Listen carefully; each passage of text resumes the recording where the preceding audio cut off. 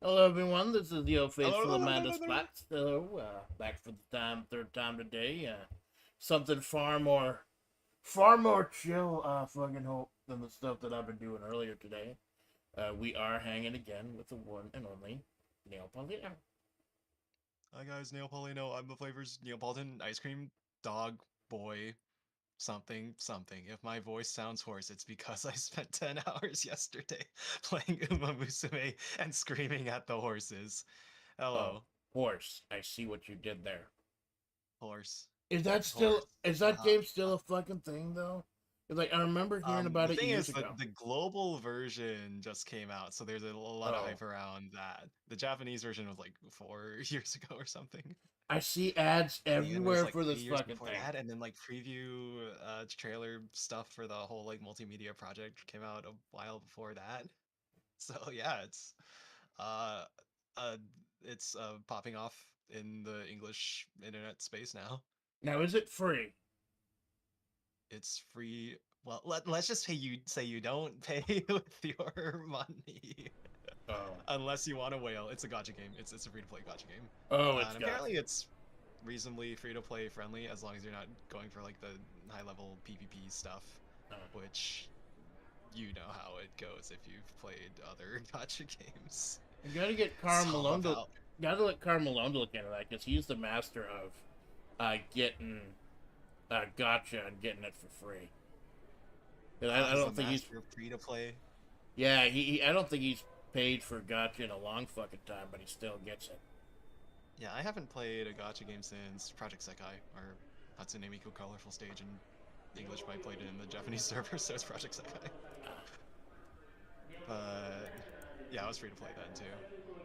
Damn, I had that account for a long time, and then I kind of stopped playing. Oh well. I Oh well. just realized I forgot to transfer my BGM over to this scene. So speaking of games, though, man, you have actually been making fucking games. I Kinda. think last time we were talking, you were working on like an auto battler for Face Connect. Yeah, yeah. Oh god, how long ago was it? Yeah, it's been too fucking long, We man. had the A game jam. I made a game. Actually, yeah. So I made that game for the game jam. It was Phase Snow Auto Battler then, and then there was another Phase Jam where you were supposed to like take an older game of yours and refresh it and like update it with stuff. So I kind of took that game and reworked it into a sort of VTuber get subscribers numbers based auto battler thing, score attack kind of game. So, did you expand it past just Face Connect, or? I didn't actually make it add any new characters because we were limited on art. Because Ah, the reason we had those 3 characters in the first place was from a viewer Cyclocust made some pixel sprites for us. oh, very So cool. uh, yeah, my other concern with adding more characters would just be having to come up with more content and like thinking about and balancing gameplay ideas there. Right. Because I noticed, But like, for yeah. example, with like fighting games, whenever they introduce, like, they start drip feeding one character every few months, they have to Mm-hmm. rebalance the matchups with every other single character they have so far. So Mm-hmm. the further and further along it gets, the fucking more frustrating it gets. Mm-hmm. Yeah, yeah. And of course, I the people who guess play them will the more immediately you find care it. about like the more you care about like longevity of your game, the more that something like the balance of things is gonna matter, right? Because Right. with the first impression playing the game, you're still like figuring everything out, and so you won't really care as long as it's like looks and feels cool. Right. But then if you want a game that like really lasts and has a lot of depth for a long time to come, then you have to put some kind of consideration for balance. It doesn't even have to, I guess, depending on the type of game. Like with a roguelike, you can sort of make up for things being unbalanced by them just being random. And so you get random power spikes every now and then, and it hits the dopamine receptors because it's like you won the gamble on the slot machine when you Right. get the corruption, feel no pain, dark embrace combo on Ironclad and Slay the Spire. Right, but you need to get all 3 of those cards, and you're not always going to get those cards. 2 are uncommon and 1 is rare, right? But it feels good when you do get it. Uh, The other thing balancing sort of really powerful combos like that is the situationality of like picking those cards in the first place. But I guess that's more specifically for a deck builder. But like, feel no pain at the beginning of a run when you have 0 cards that exhaust is not gonna really do you any good compared to like later on in the run where you maybe have a few exhaust cards and you can consider taking it, and then or maybe you have a lot of exhaust cards and then it's really good. Or if it's like really early on, then you have to balance the decision of, I know this is going to be good later on in the run, but I know it's like really bad right now. And so it's going to be a handicap in the short term, but it could turn into a potential long-term benefit. And so those kinds of trade-offs, I think, make, I guess I'm thinking of Slay the Spire specifically. Well, a really I interesting understand what you're going about. Like, I feel that with fights in tight spaces too. For any of y'all who don't know, basically it's like a board game / card game / John Wick simulator where you're killing a bunch of people. They're all bad guys. It's fine. Based fighting deck builder turn And based. and the more EXP you get, the longer you play, the more cards you get. And like today, I had there was a card where you could like Dale Gribble's Pocket Sand is immortalized in that game. Like do 1 damage, stun the opponent.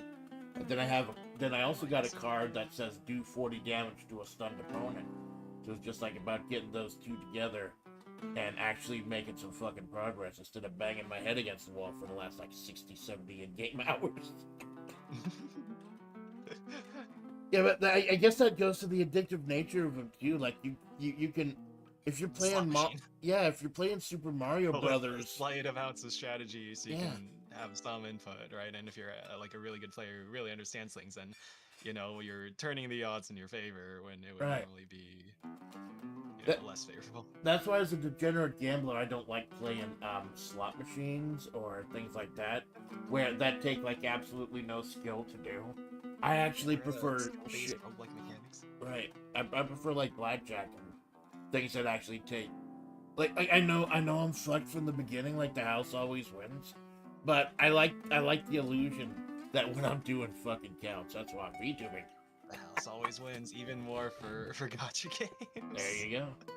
It's a business. They're trying to You're make playing money, for man. You're rolling the slot machine for virtual PNGs. Yeah, you And a plus 1% event score bonus, so you can get more resources, so you can get farther up on the leaderboard, so you can win harder and win a special card and win more next time.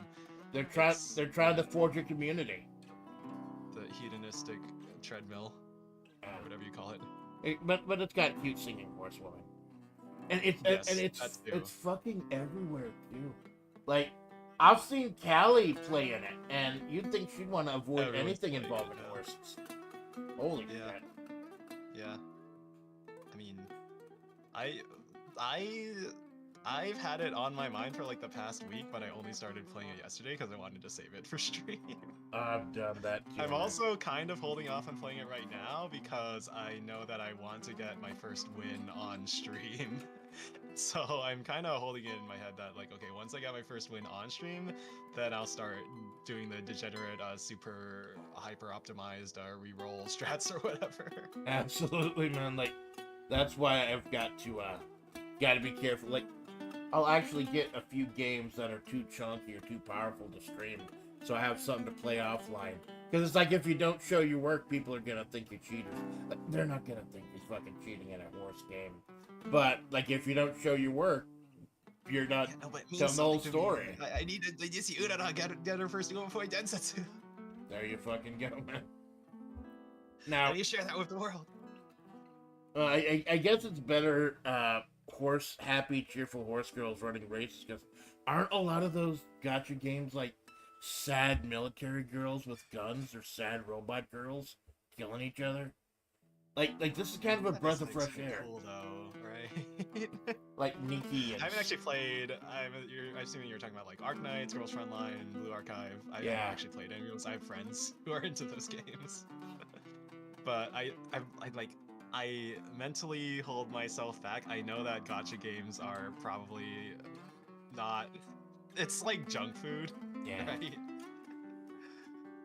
What? Where I think the strongest way that you can, I guess, engage with the media is to like really invest yourself in the story, but not feel obsessed to the point where you have to pull pull out the credit card. Oh, holy crap! Yes. And, you know, That's why I admire the people who. Well, back in the day, I used to play an old what called Buried Boards, which is just like a weird kind of dungeon crawler thing.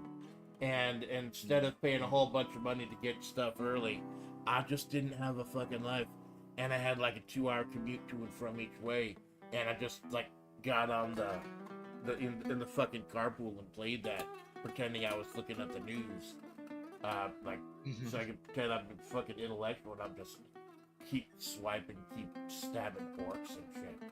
time maxing. There you fucking go. Productive use of your.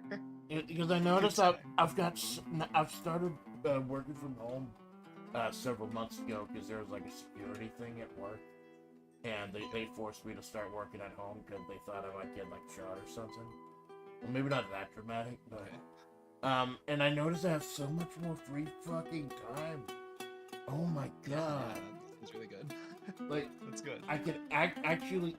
Like, I was gonna say I could actually get some sleep now, but then I look at my sleep schedule for the last, like, fucking year since I became a VTuber, and I'm like, no, that's not what fucking happened.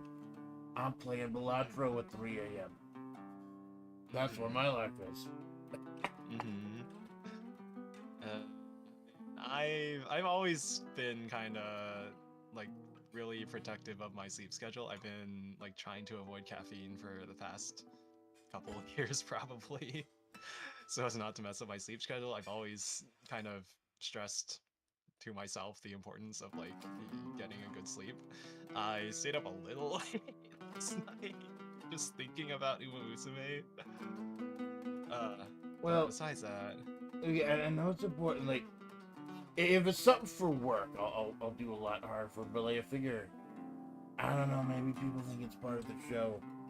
Like the whole thing about a struggling artist or something, trying to make it as a streamer. When in real life, like if I had to deal with clients and vendors and shit, no, I'll fucking knock it out.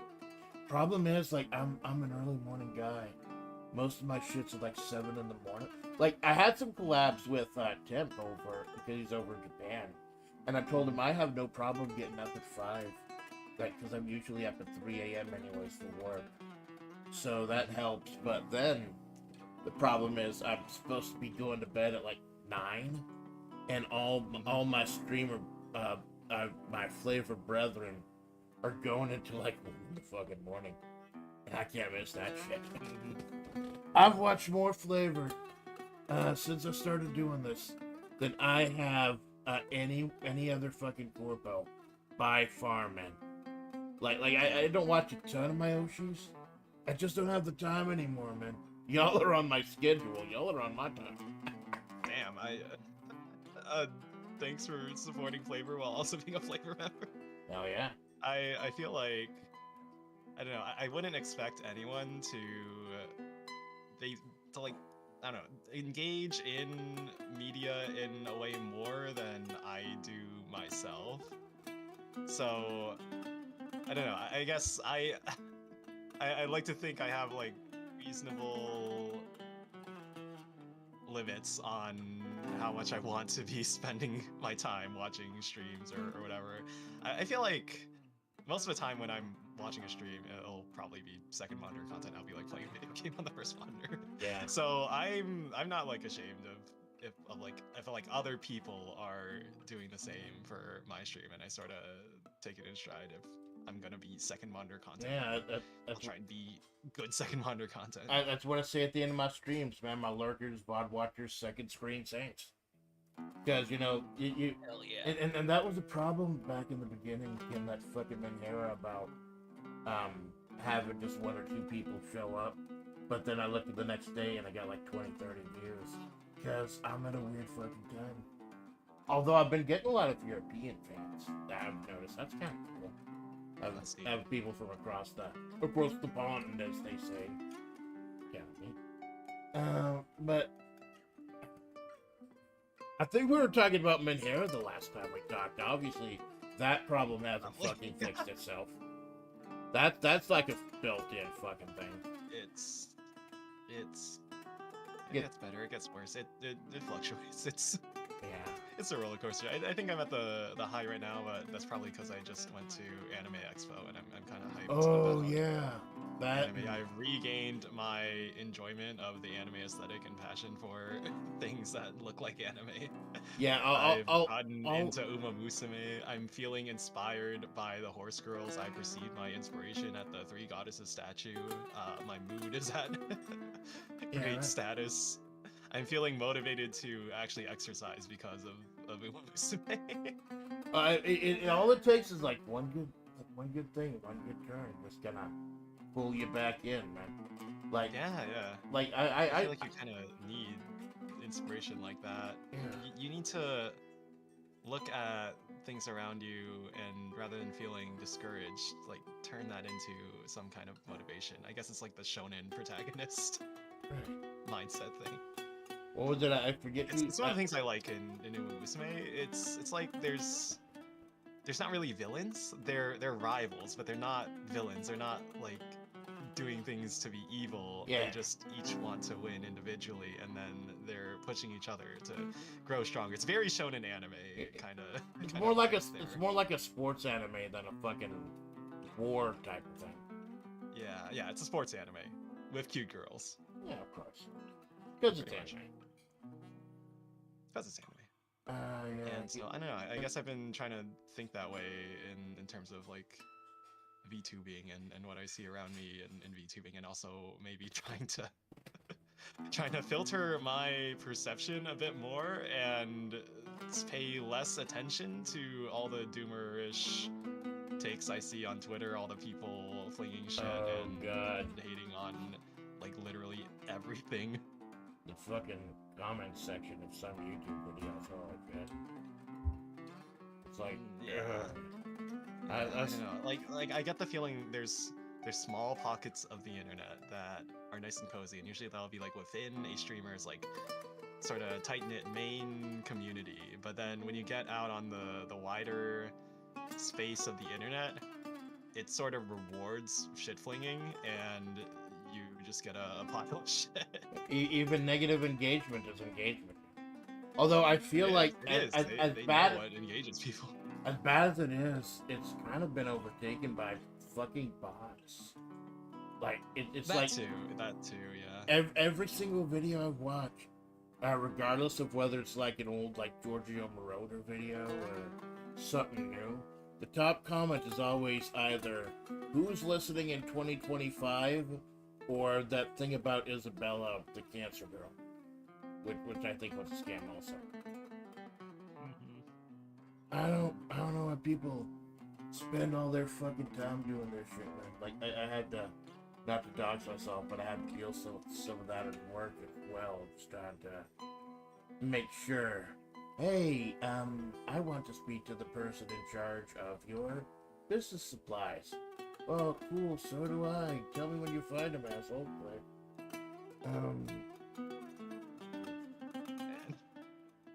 It's the fucking wagey blues, man. But that's how I pay for doing that shit. That's how I pay for the internet, man. Yeah, that's important. I feel scared to try to like do like people like Kara and y'all just trying to make this the main source of income. I do get a little paranoid because like you hear about people getting their channel shut down and shit. Yeah, that's definitely something that can happen. Something I've been probably maybe overly cautious about in my mind in the past. You're not really that controversial, though, and you're even though you're a femboy ice cream dog, like mostly like game building and stuff. And I guess the way I feel like it about it sometimes is that I feel like I'm maybe censoring myself to the point where it's probably hampering my like the content that I can produce in some ways if I'm not willing to make a joke that is maybe slightly edgy, then and it's just gonna be less interesting if I'm not like, I don't know, willing to say the things that are on my mind freely. Well, also like a lot of the crude humor and stuff, that's easy. humor. Like, I mean, a lot of time it's fitting. Like, I'll say fucking shit and piss a lot, but it gets a little more thought into a lot. Although there is a thing, like, I try to be careful because I am a part of a couple communities where they've been taking a lot of shit from a lot of people for a long time. But I'm also trying to be, like, more careful, like, more open to other viewpoints too. Like I know you get all kinds of flavor. We got all kinds of people, especially the watchers too. So it's actually really good to get that experience, get out of your comfort zone, get out of your bubble, as it were. Yeah, I guess it's both like watcher, viewer, and creator, that like expanding your horizons in media generally. From what I hear in like general art discussions about like being good at art or game design or whatever in general, is that like the people who are really good have very wide inspirations, like very wide tastes. They like try and listen to different things from various places, and so they're getting those like unique sources of inspiration. And I feel like it's maybe more natural to sort of find, okay, I kind of like the sort of small indie scene, and then focus mostly on that. But you know, there could still be a lot to learn from the larger side of things, the larger indie scene, or like the people being funny, and it's sometimes it can be hard to not get swept up in the, you know, tribalism that's rampant Oh god, the Twitter fucking and internet tribalism. discussions everywhere nowadays. I know a lot of that flared up like after the news that like the big one, Gora, left. Although we kind of that be was honest, that she was kind of a shock, but like yeah. I also like I knew it was coming a long time, and she even said like that this has been a long time coming, basically. Yeah. And But then it still hurt. It felt like, you know, the ending of an era. yeah, it was Something different. And now, you know, VTuber that with the same voice as Garguro is back and seems to be doing really well. yeah, it's like Coco, Yu Coco. I was a huge fan of her. That she's the one who really sucked me into the VTubers for. And her people like her, after all the shit she went through, and she ended up going indie, kind of helped prove that there's a template for anyone who wants to leave the big corpo and strike it out on their own. Although she's the one who kind of opened up the way, Doki Bird's the one who really showed people how to do it. Like, oh god, all the shit Doki Bird had gone through. And now she's doing so fucking great on her own. I feel like VTuber culture in the West, at least, like as the collective, has been completely transformed by what happened with Doki Bird. I guess more specifically in terms of like the taboo around talking about past lives and stuff. For better and for worse, right? It's maybe not every situation the talent wants to be known for their past thing. Right. But in a lot of other situations, it would genuinely, you know, would benefit them, and they want to, you know, have that prior fan base come over. Well, it's like, and they'll do like really obvious hints. yeah, or very similar designs in order to do so. It's like Kason saying that Yu Coco was her Oshi as well, or Senzawa saying that she's Sawa and and the new one's number one fan. So like, we get it. We fucking get it, and we're happy because. And that's what I think, like, when people... I had a conversation about this recently, about people being only interested in the character, the thing they see on screen. Being a fan of Coco during that time, it kind of taught me, like, really early on, like, to separate the character on screen from the VTuber, or the I guess for a better term, the VA behind it. But it's more than a VA. But yeah, like the performer behind it, I guess. In Japanese discussions I've seen, Nakanohito, like the person inside, I don't know if there's like a proper English translation or like term that we consistently use on the English speaking side of things. Well, I'm pretty sure there's a better term for it. Like, English is kind of a fucked up one. I guess past lives, but that's different from like the person behind the VTuber, the man behind the screen. Pay no attention to the man behind the curtain. Yeah. Whenever I have to break character, I always refer to myself as the author, so I'm talking about the author instead of Amanda. But I feel like with FlaVR, got more of an adult audience, mostly. Like, they're smart enough to understand when something's lore and when something's real, and that's kind of a weight off my shoulders, because most people fucking get it. Most people, it's like pro wrestling, several years ago, when they needed to get a tax break by revealing that they are in fact an entertainment company and not a sports company, and that it is all scripted out. People still fucking watch wrestling because they're willing to suspend their disbelief and enjoy the story. Yeah, I've seen lots of comparisons between WWE and VTubing. Well, that's one of the reasons I do a lot of Fire Pro, man. I see a lot of things like acting out and writing and everything, and telling the fucking stories in the ring. I see a lot of parallels myself, and that kind of helps me kind of guide a few things. What I put out. Sometimes I feel like I've been like drifting further and further away from like the playing a character side of VTubing. Yep. And I don't know. Recently, I've been feeling like maybe maybe this is a good thing. Maybe VTubing is good, and maybe I should be embracing like the medium of VTubing and like that separation between the character and performer a bit more, right? Well, it's different for everyone, man. How much they want, like, I know Callie at the beginning really dipped into the lore with the whole Reaper turn rapper thing, although she's got to calm down with that. It's different for everyone, and that can change over time, man. And that's one of the things I fucking love about FlaVR, is that you're able to explore that type of shit. That you're able, it's a pretty encouraging environment. Like, if you're willing to put in the work, a lot of people will fucking help you out. And I fucking love it. Yeah, that's great. It's like, I have learned so much. What was I gonna say? I had something on the top of my mind about something about characters. Right.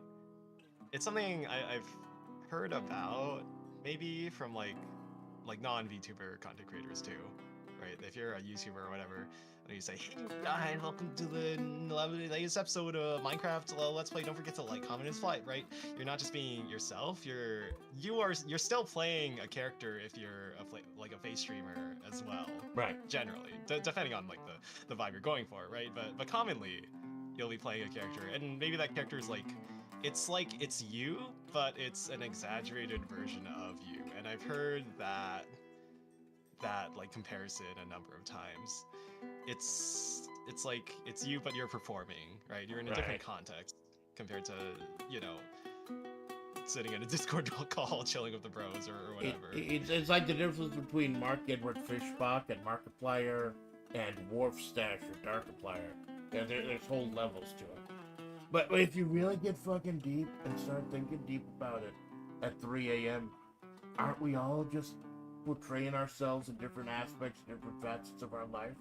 Like, I know I act completely differently at work than I do, like, when I'm around with, like, real-life people or with family and shit like that, or I do online. It's like, there are just so many, like... I guess I've just been kind of thinking, like, metaphysical and shit like that recently. About who is the real you? Yeah, and that's a question I think some people never get answered. Am I Neopolino programmer, gamer? Am I the person behind Neopolino? Am I dog? Am I human? But like the one constant to, I guess, borrow from like Buddhist or Eastern philosophy or whatever.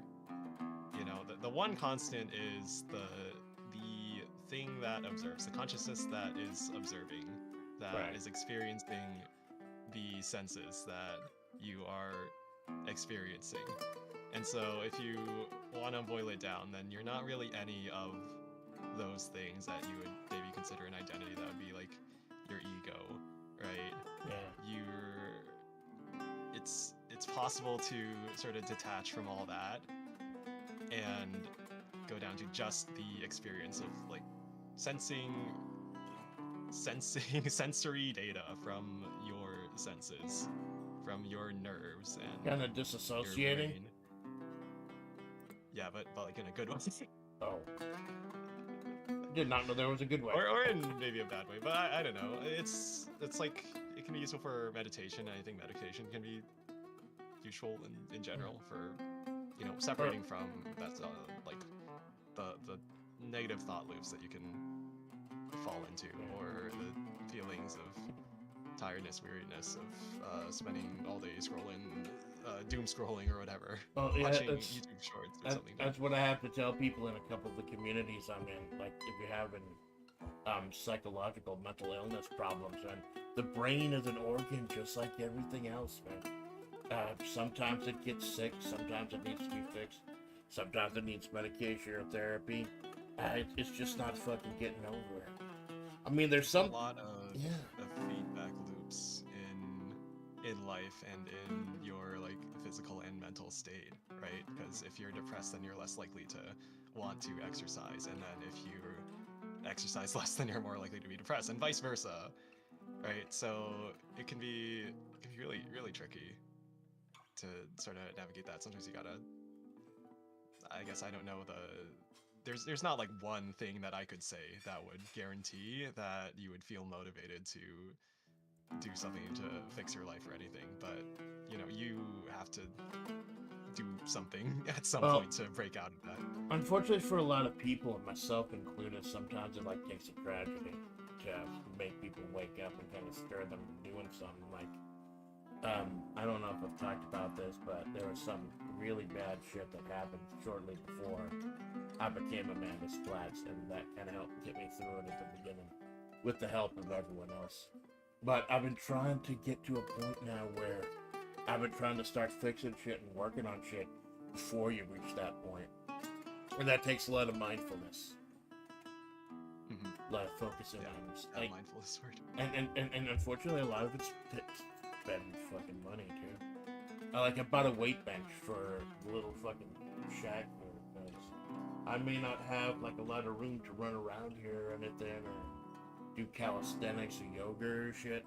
Because this little fucking studio apartment with a full work office and everything in one room and a big fucking, I got a huge fucking bed. I don't know if you heard, but I have a weight room, just like a little bit of lifting here and there, get a little walking in. You see your fucking brain just kind of open up, man. It's just getting that, and until my fucking spine goes and it can't move, then I need to stop. Yep. Within your physical limits of this human flesh form. There you go. So sometimes you just need to get out there. Sometimes you just need to push it. Sometimes you need like surgery. But that's gonna be a long way. Wherever that push comes from, it doesn't have to be like something negative. It could be something as silly as anime. It could be a horse racing anime. Yeah. You're like kind of just like Uma Musume sounds like. It's like I looked into a lot of these gacha games, and a lot of them are kind of negative, like kind of depressing. This seems like a very cheerful experience, although obviously it's about the money. But on top of that, it seems like more of a cheerful experience. Like, yeah, it really, like, it's like it laser targeted me right in my interests. I'd been sort of off of having, I used to watch a lot of like cute girls doing cute things animes back like a couple of years ago or further behind, like back in high school, right? Like, but it'd been a while since the last like cute girls anime I'd watched, so this, it hit me hard.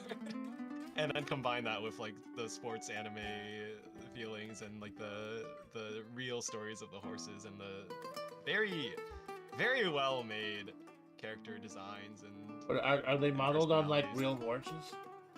Yeah. Every horse in Uma Musume, I think there's a few specific characters from like the game that aren't like real life horses, that they're based on like real life racehorses.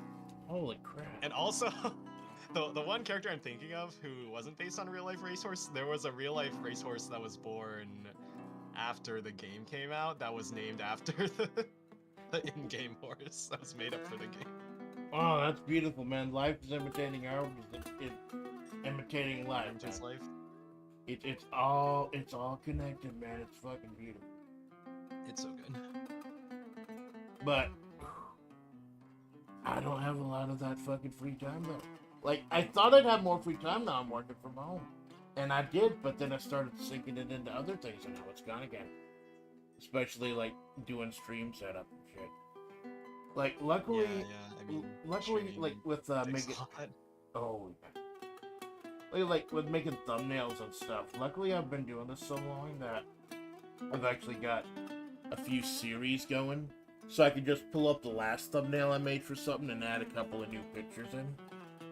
But it's still a whole process, man. Like, I love doing it, but and then I fucking don't love doing it once I'm doing it. Yeah.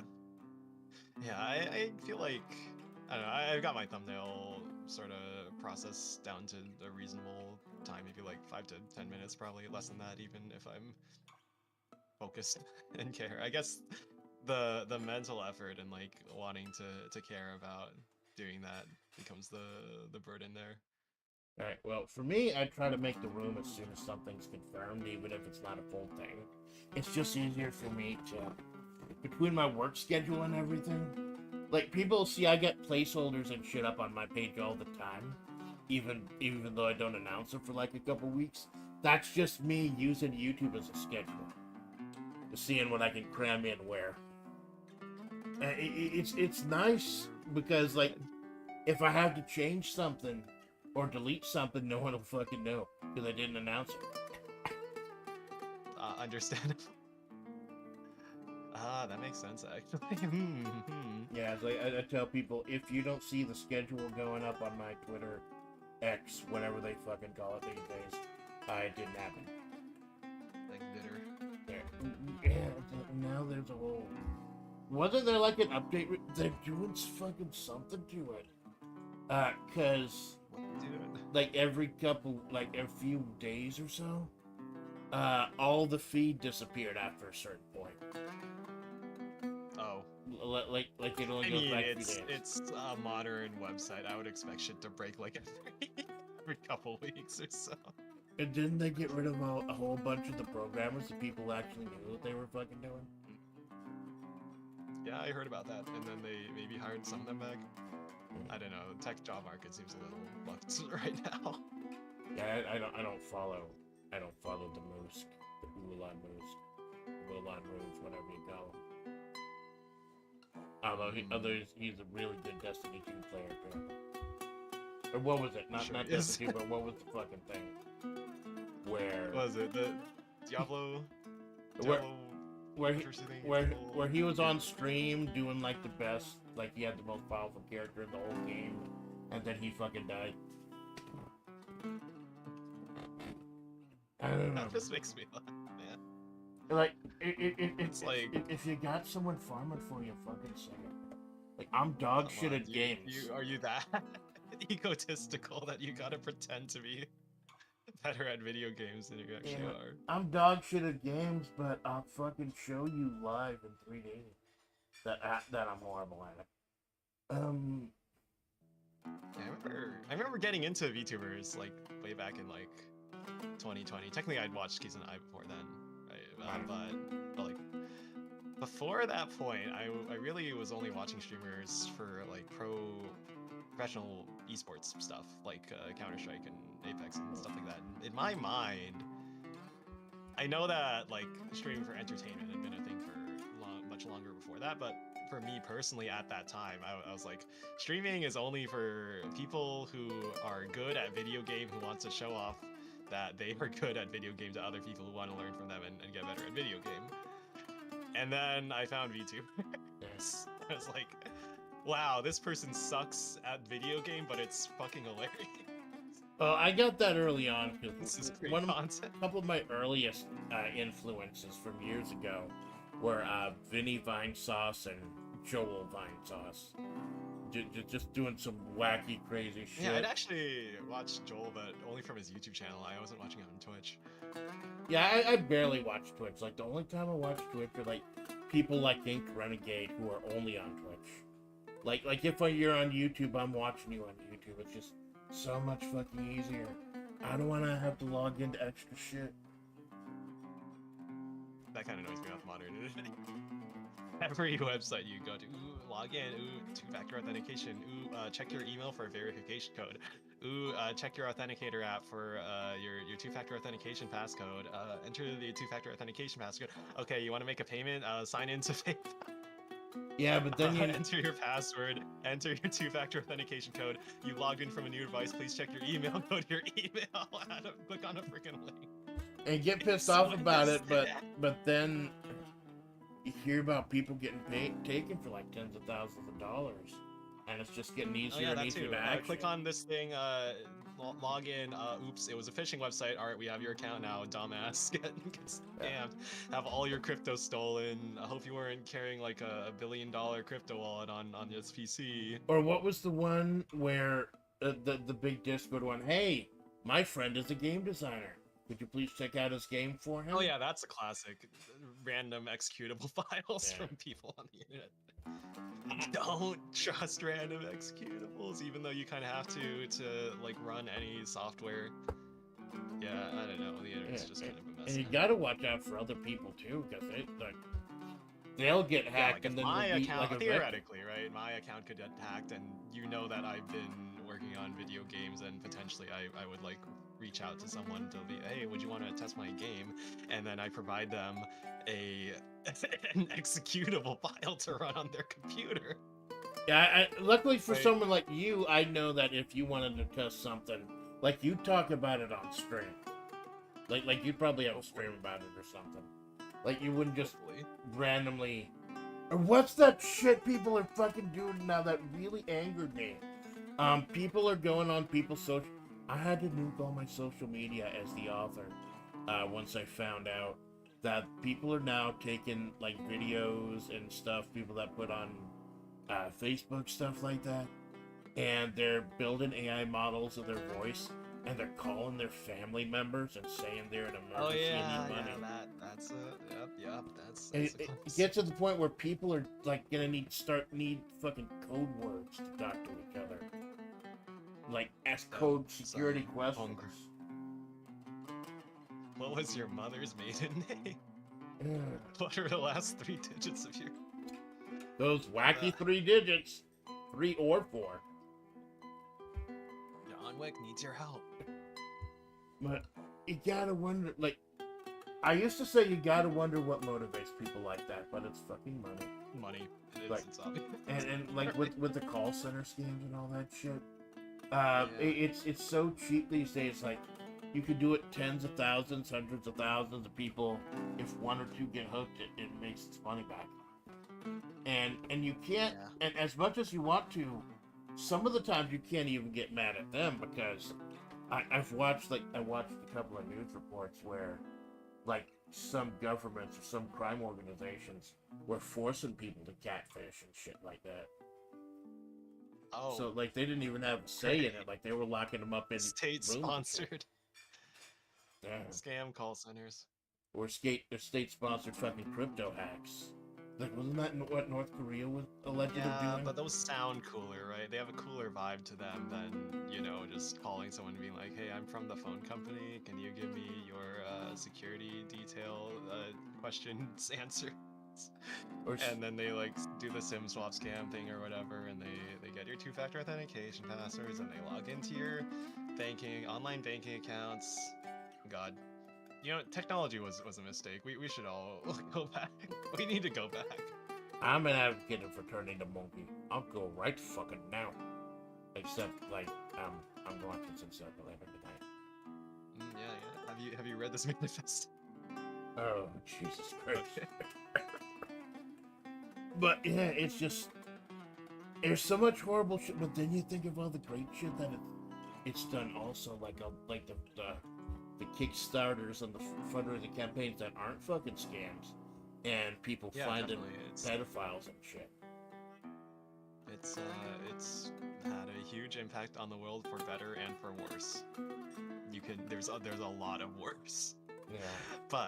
But there is the possibility out there, right? You can learn most things.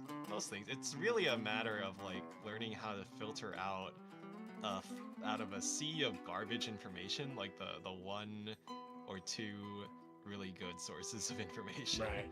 and learning from there. Or maybe, I don't know, just going to like actual published books that have good reviews. Right, and actually just kind of getting an aggregate. Like, if you're looking for the news, I always tell people, regardless of what your political leanings are, like, check several fucking sources. Because it's so easy to fake the shit these days. The fucking, and its flavor, so it always turns back to AI. All these fucking, it just gets easier and easier and easier to make fucking AI bullshit. Like, what was the one that Google, I think it was Google, I think Bing did it also, with free video image generation, and now there's like a free tier for Chat GPT. Like, it's getting easier to fuck with reality. Eating spaghetti videos. Oh yeah, it's Or like, Tokyo singing Balling. or the pugs telling you cautionary tales. Or all the AI voiced slop videos on YouTube with brain rot in the background, and the auto subtitles also hello Darren Root. You heard about YouTube's new air quotes infinite wisdom? What's that? The YouTube Limited wisdom. I think I remember something about that. I think I remember something like they were giving you ideas. YouTube.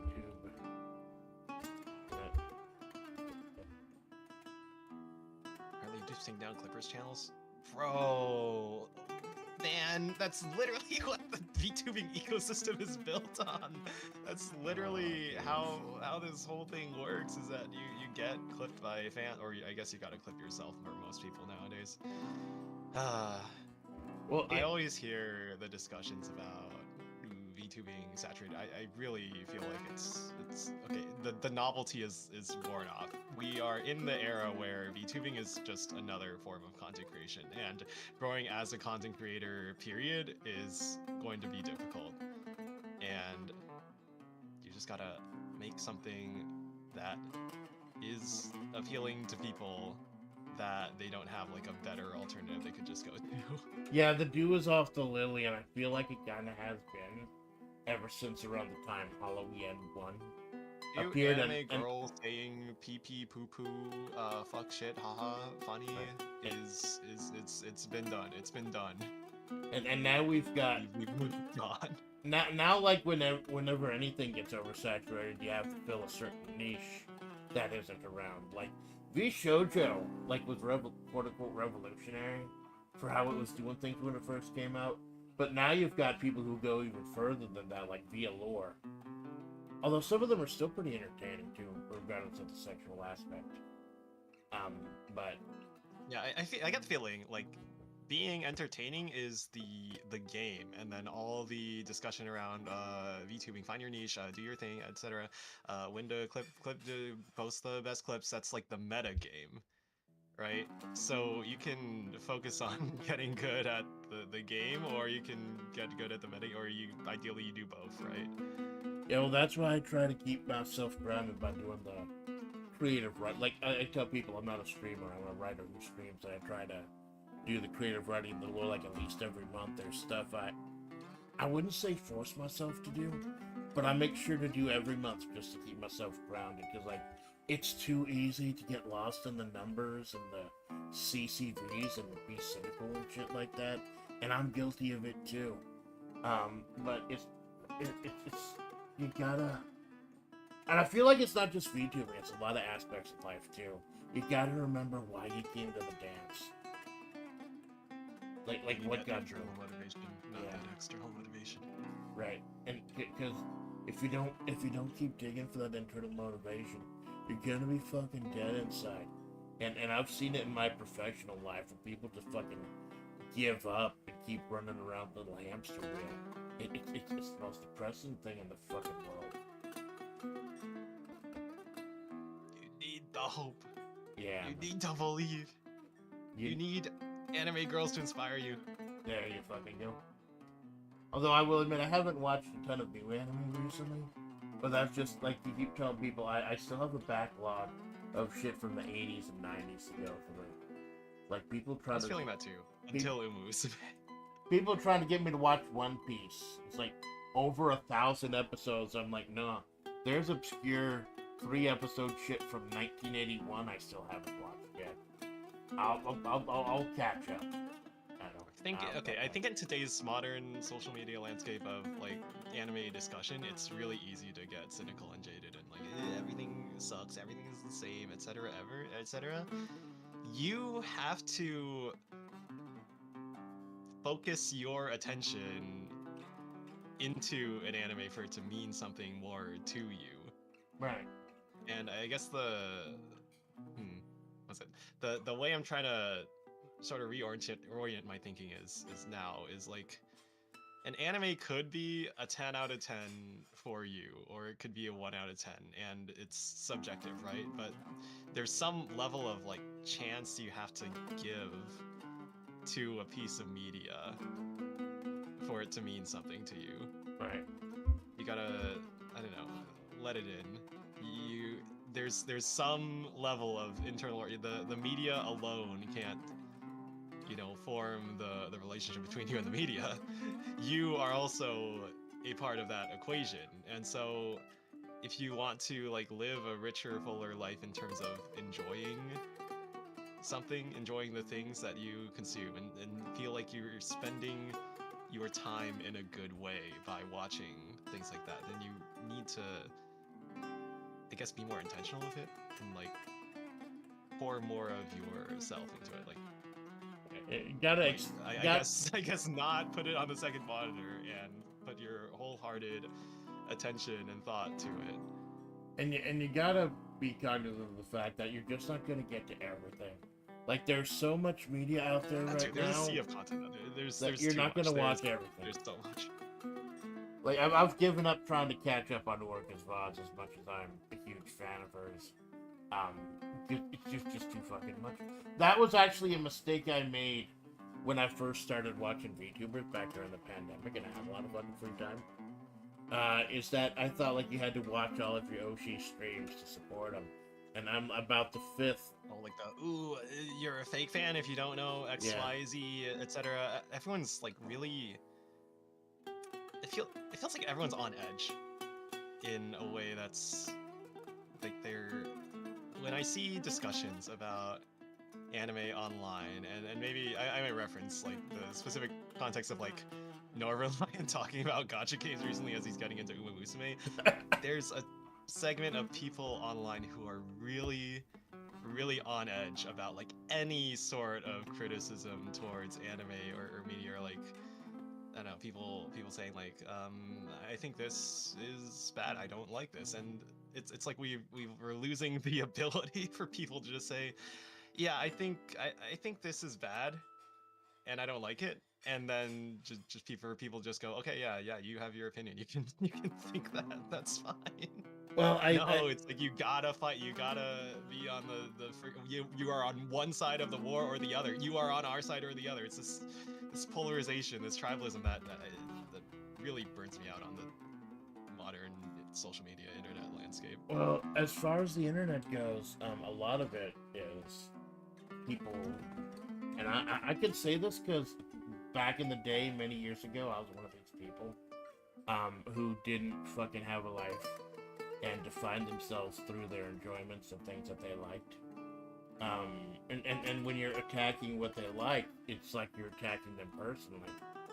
But then I went out, got a job, and touched fucking grass. Some of these people never do. True. Yeah, you always gotta assume that like the person whose comment you're reading on the internet is like a 12-year-old. Or a bot, these fucking. Didn't they do a study recently that, like, on the Mongolian basket weaver board, some college had like put a whole bunch of bots on there to flood and spam shit? Wasn't that? Oh yeah, it was a Reddit community, I think. Oh. There's a study from some college about whether or not AI could be used to convince people online. And so they went on like r/change my view, and as a part of the study, they deliberately concealed the fact that they were using bots to write the messages on the accounts. And then afterwards they revealed it to the moderators of a subreddit and like, ooh, that's bad, ooh, you shouldn't have done that. But I feel like it's telling a very important point that like this could legit be happening all over the internet and people would barely notice, and it would be having a profound effect on the collective consciousness of internet users. And that's what scares the shit out of me. Like, kind of forces me to go out and touch grass even more, even though I'm working from home now. You should, yeah. Is you can just ignore this stuff. You can just go outside and be unshaken by dumb internet bullshit. Because you have access to anything at your fingertips these days.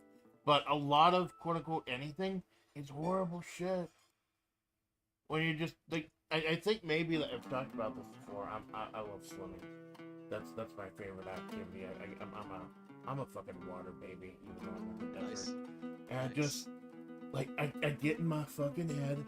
I see all the horrible shit going on in the news and everything, in like VTuber sphere and otherwise. And sometimes I just gotta get out, get down to the fucking community pool. Doesn't matter how many kids are pissed in it. It's half chlorine at this point, anyways. And just Can't like, be worse than Twitter, right? yeah, just fucking let my fucking body go.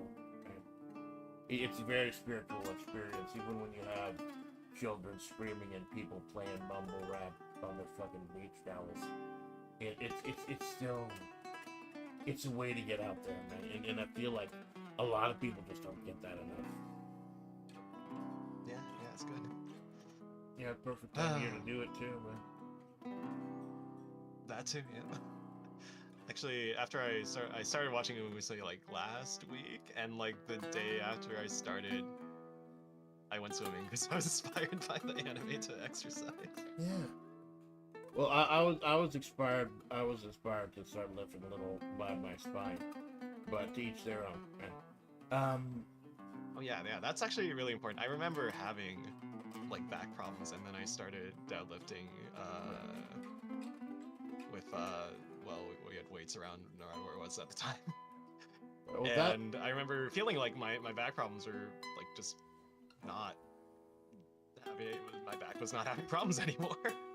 Well, for me, part of it is also like I do, like, I used to have a big physical aspect to my job, and that kind of helped fuck it up. Now I'm working from home. I do all exclusively administrative shit, so I'm sitting down a lot of the day, and I just had an old fucking ottoman from a chair I had when I moved in here a long fucking time ago, with no back support. Recently, I invested in a fucking office chair, and oh my god, the last like 2 weeks or so since I got that chair, I've been like, I try not to orgasm or something like that. It's just the relief of being to like lay back and have something ergonomically designed to cradle your fucking back. Like, I don't know why I thought it'd be okay to like just fucking shrimp over all my life, man. Definitely worked. There's a really good ergonomics important. Me adjusting my desk.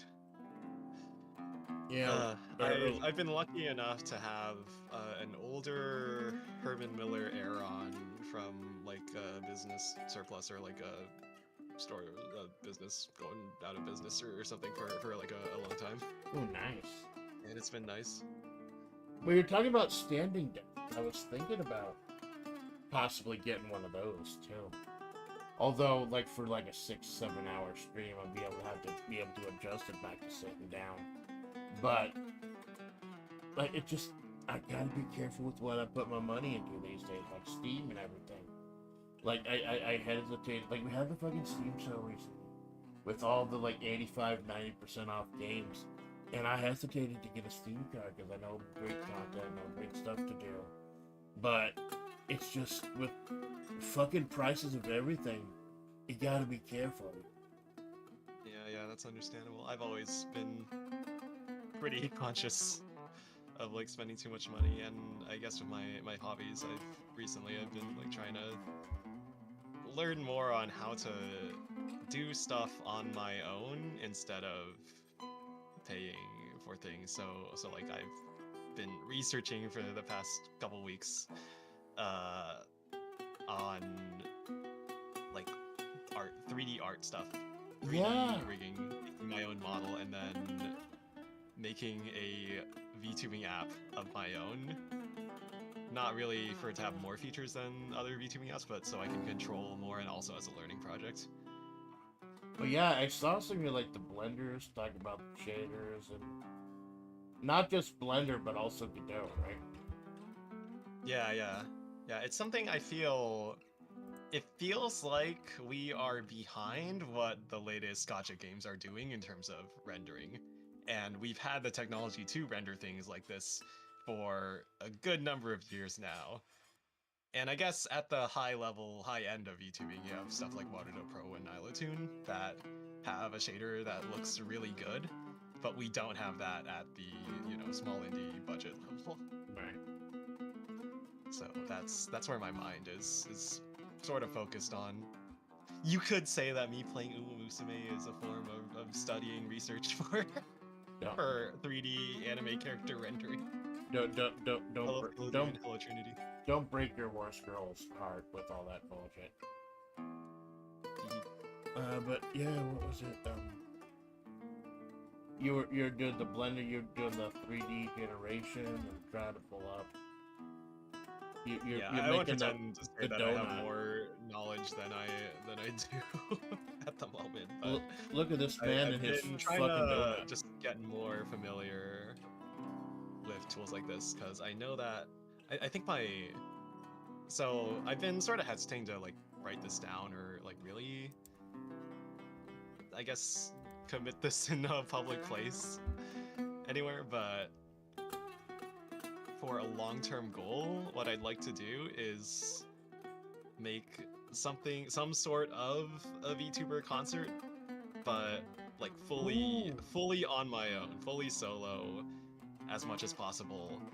Maybe figuring out how to like import existing MMD animations into my own VTubing app or something That would be to cool. do something like that. But I know that's like probably a long ways off to do something to a level that I'd be satisfied with. Oh, So I've been there's no not time really. limit, man, and the journey is part of what's entertaining here.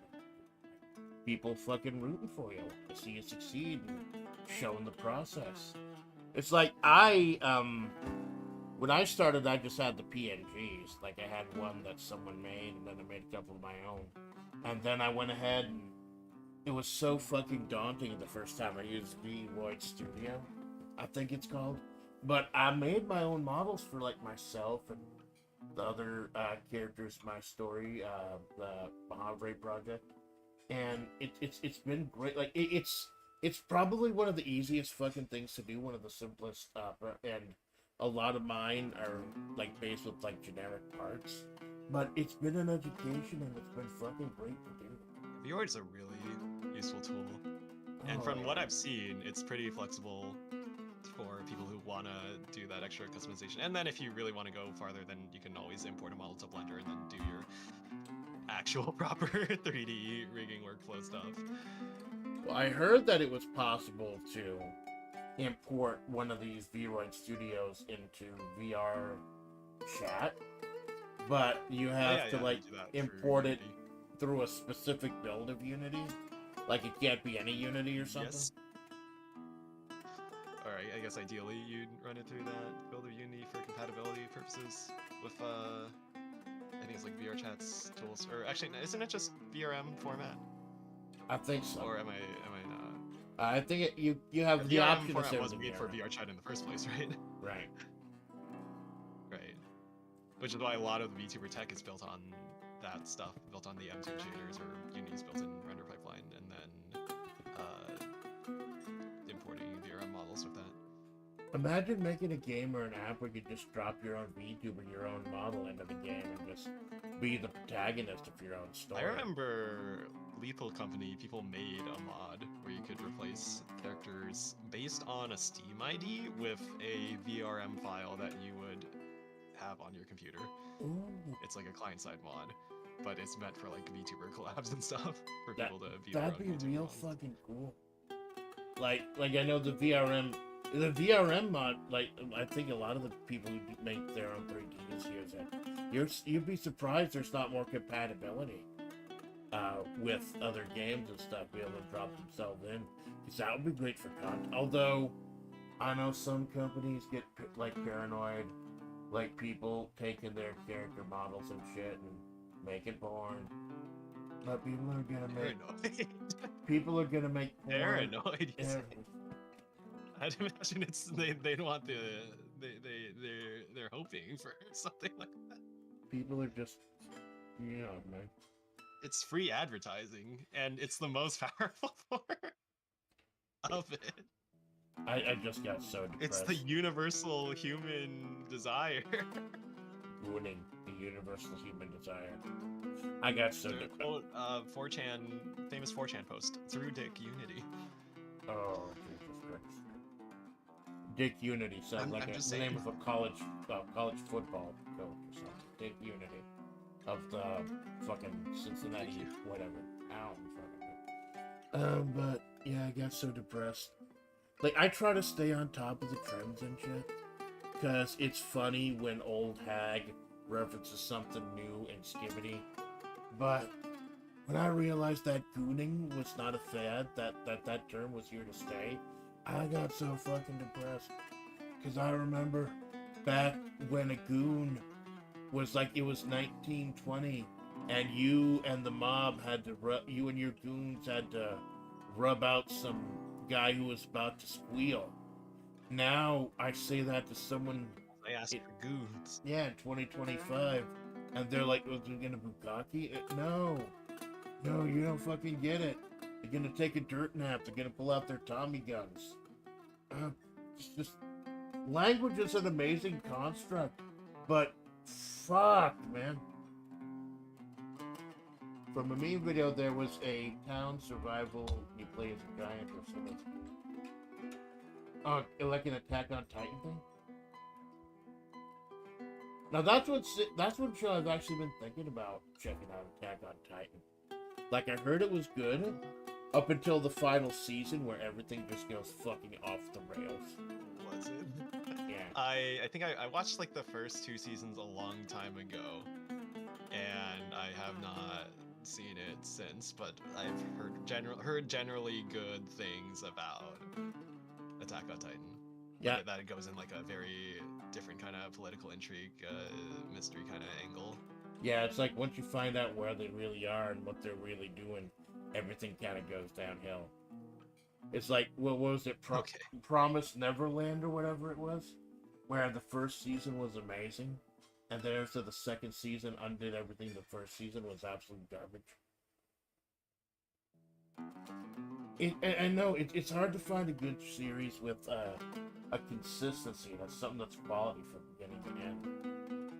And what do they call it? Jump of the Shark, I think it is. Yeah.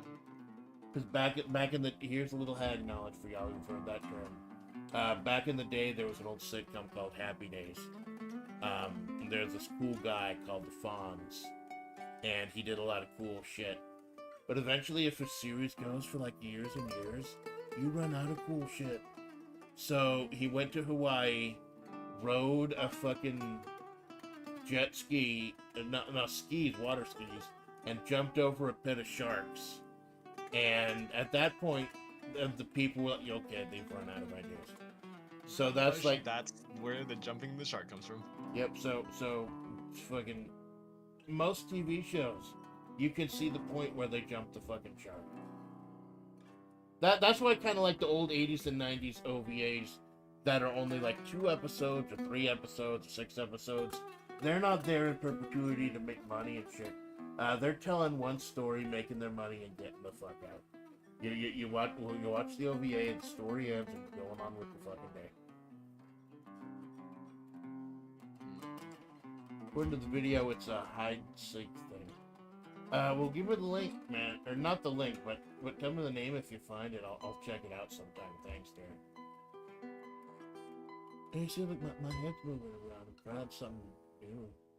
not new, but like I've I got a fucking potato. I've told you that before, but trying to run 3D on a potato is a bit of a problem. I got V Magic Mirror. If I want to, I can have a camera watch my face, do my facial movements, realize how much my eyes really do fucking twitch over the course of a day. But if I want, I can just set it so I follow my mouse pointer. Just doing figure eights on my fucking primary screen. It's great. But I thought about, you were talking about models, making models of your own. Is there any kind of, if I were interested in getting a 2D model, how would you recommend I go around about doing that? Live 2D. Specifically, the one I'm using is a pre-made customizable model. Oh, cool. So ideally, in terms of like cost effectiveness, that is probably the most cost effective way to get a good live 2D model, is to find something like that and do your own little customizations. I guess it's on you to make it look as good as possible. Well, luckily, as far as actually the Amanda Splatts character is relatively simple.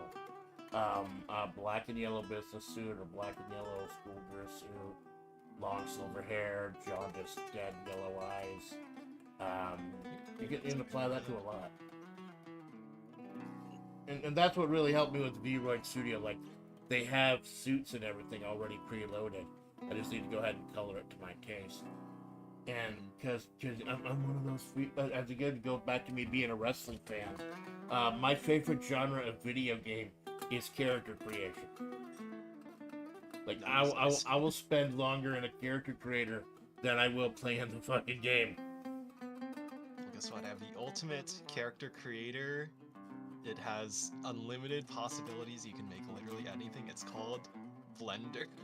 Oh my. It's called C++ and OpenGL.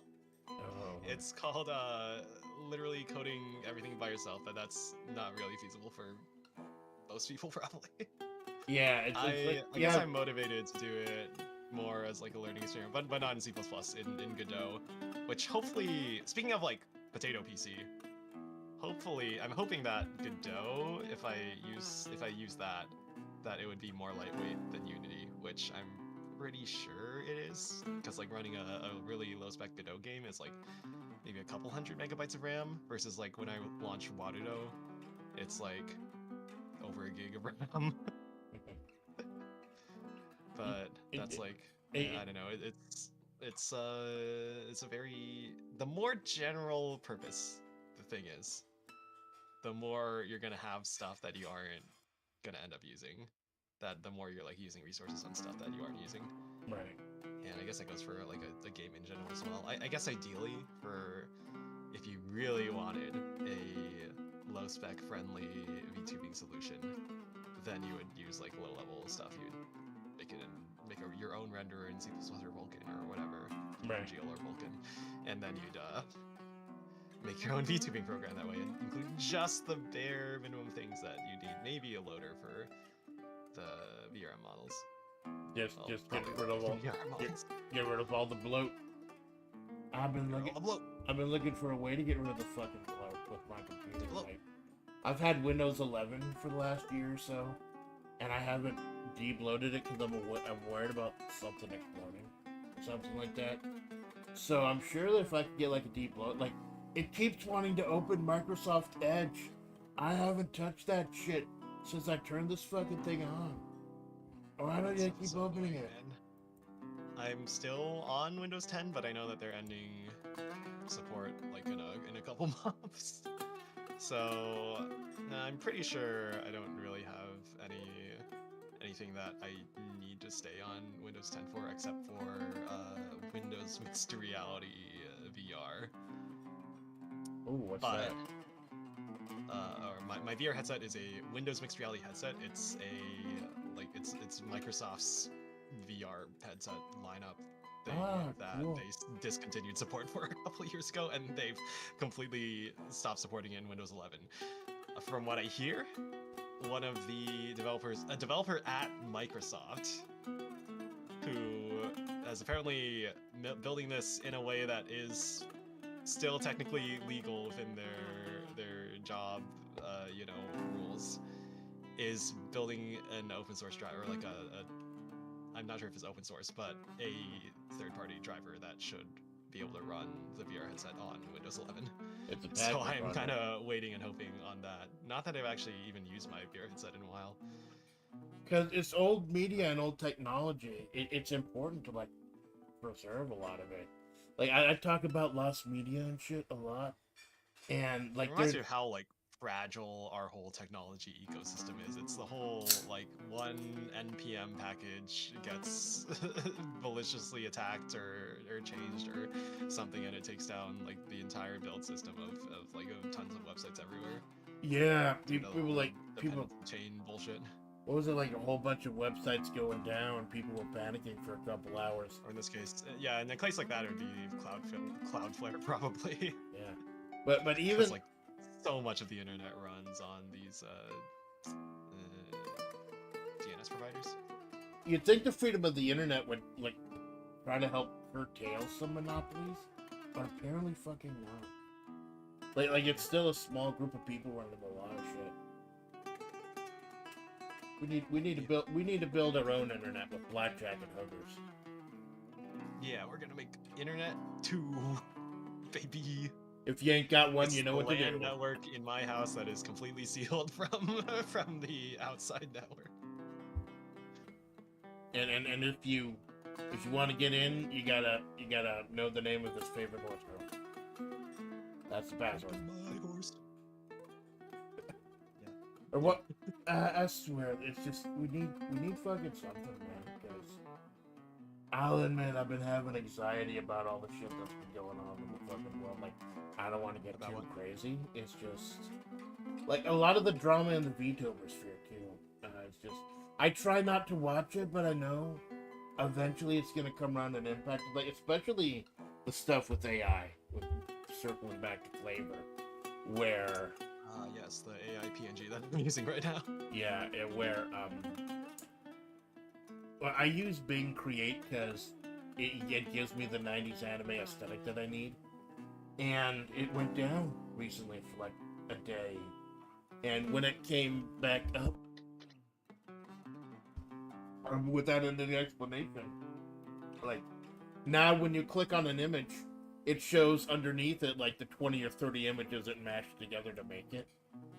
And I'm wondering if that had to do with the fucking Disney lawsuit going on right now with Midjourney. Oh. Where Disney and Universal, I think anytime it is. you're relying on something that's outside of your control, right? Someone else's code, someone else's server, Yep.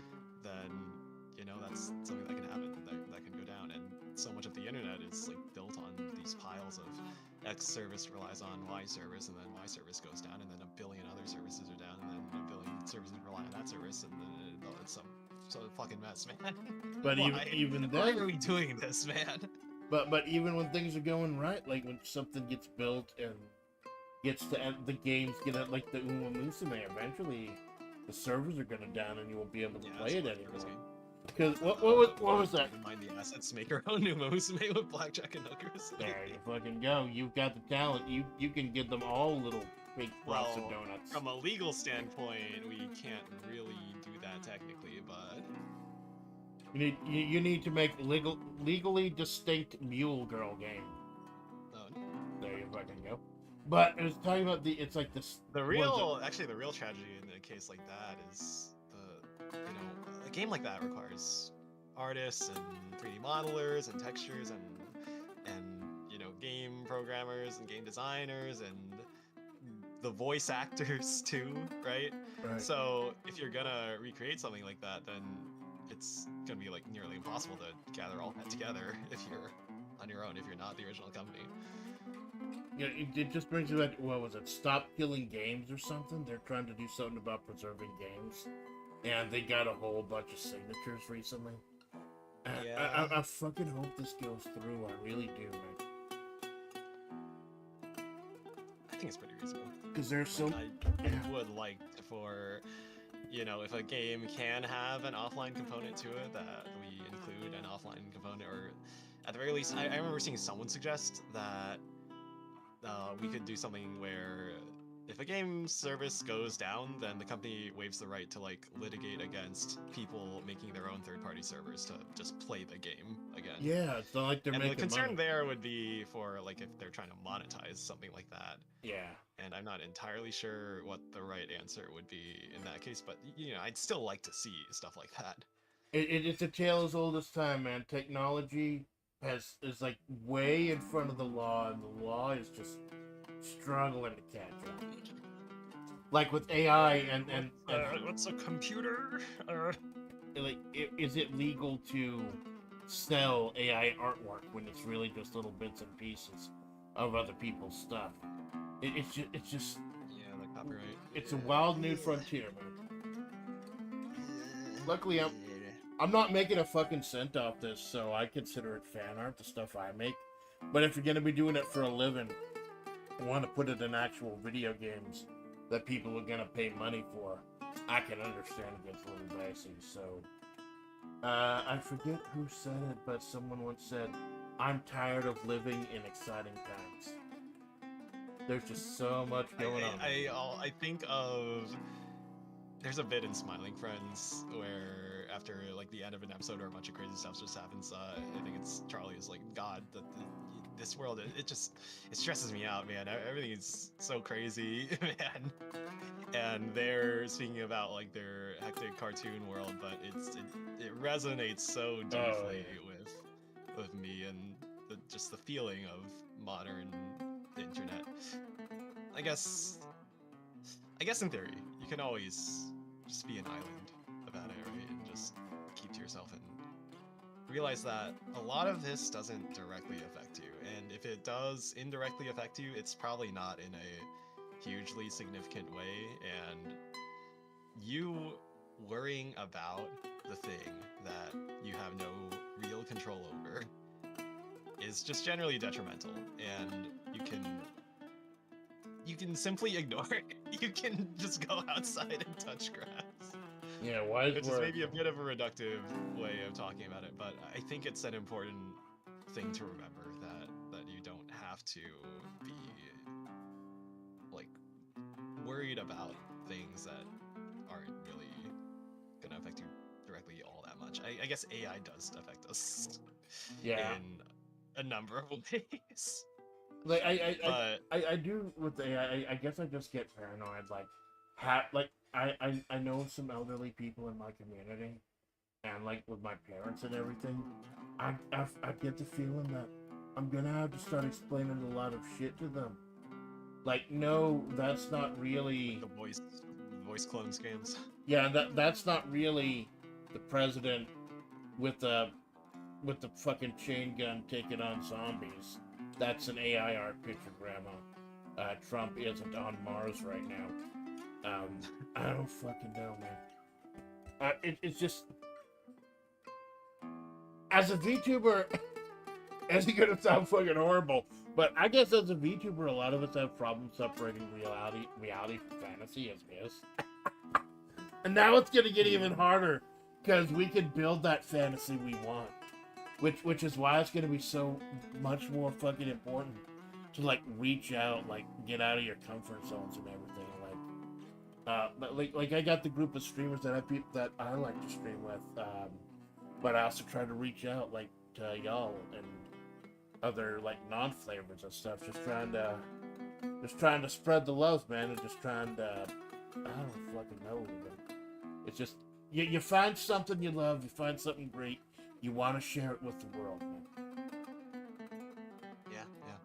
I see discussions of like collabs are so important, it's how people grow, and then it's like other discussions of like people collab too much. I want to see who you are on the inside as a solo streamer. And I guess it's more of like, as a viewer, do you prefer watching like solo content or collab content? I guess I don't have a sure point to say. I guess either's good.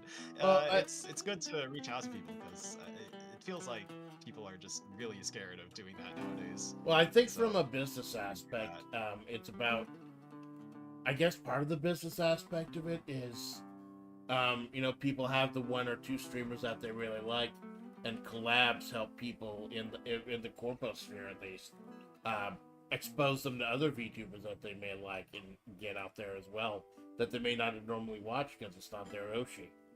But me, thank God that with the freedom that flavor portends, I could just collab with someone because I fucking like them, or because they're into they have the same flavor of tism that I do. Like with Choco in the fighting games. Little guys doing our thing. We're just vibing, man. Yeah, a bunch of guys and gals and Babanikus to them both at the same time, just doing their fucking thing. And I think that's part of what kind of eases the menhair when I start really thinking about it at 3 a.m.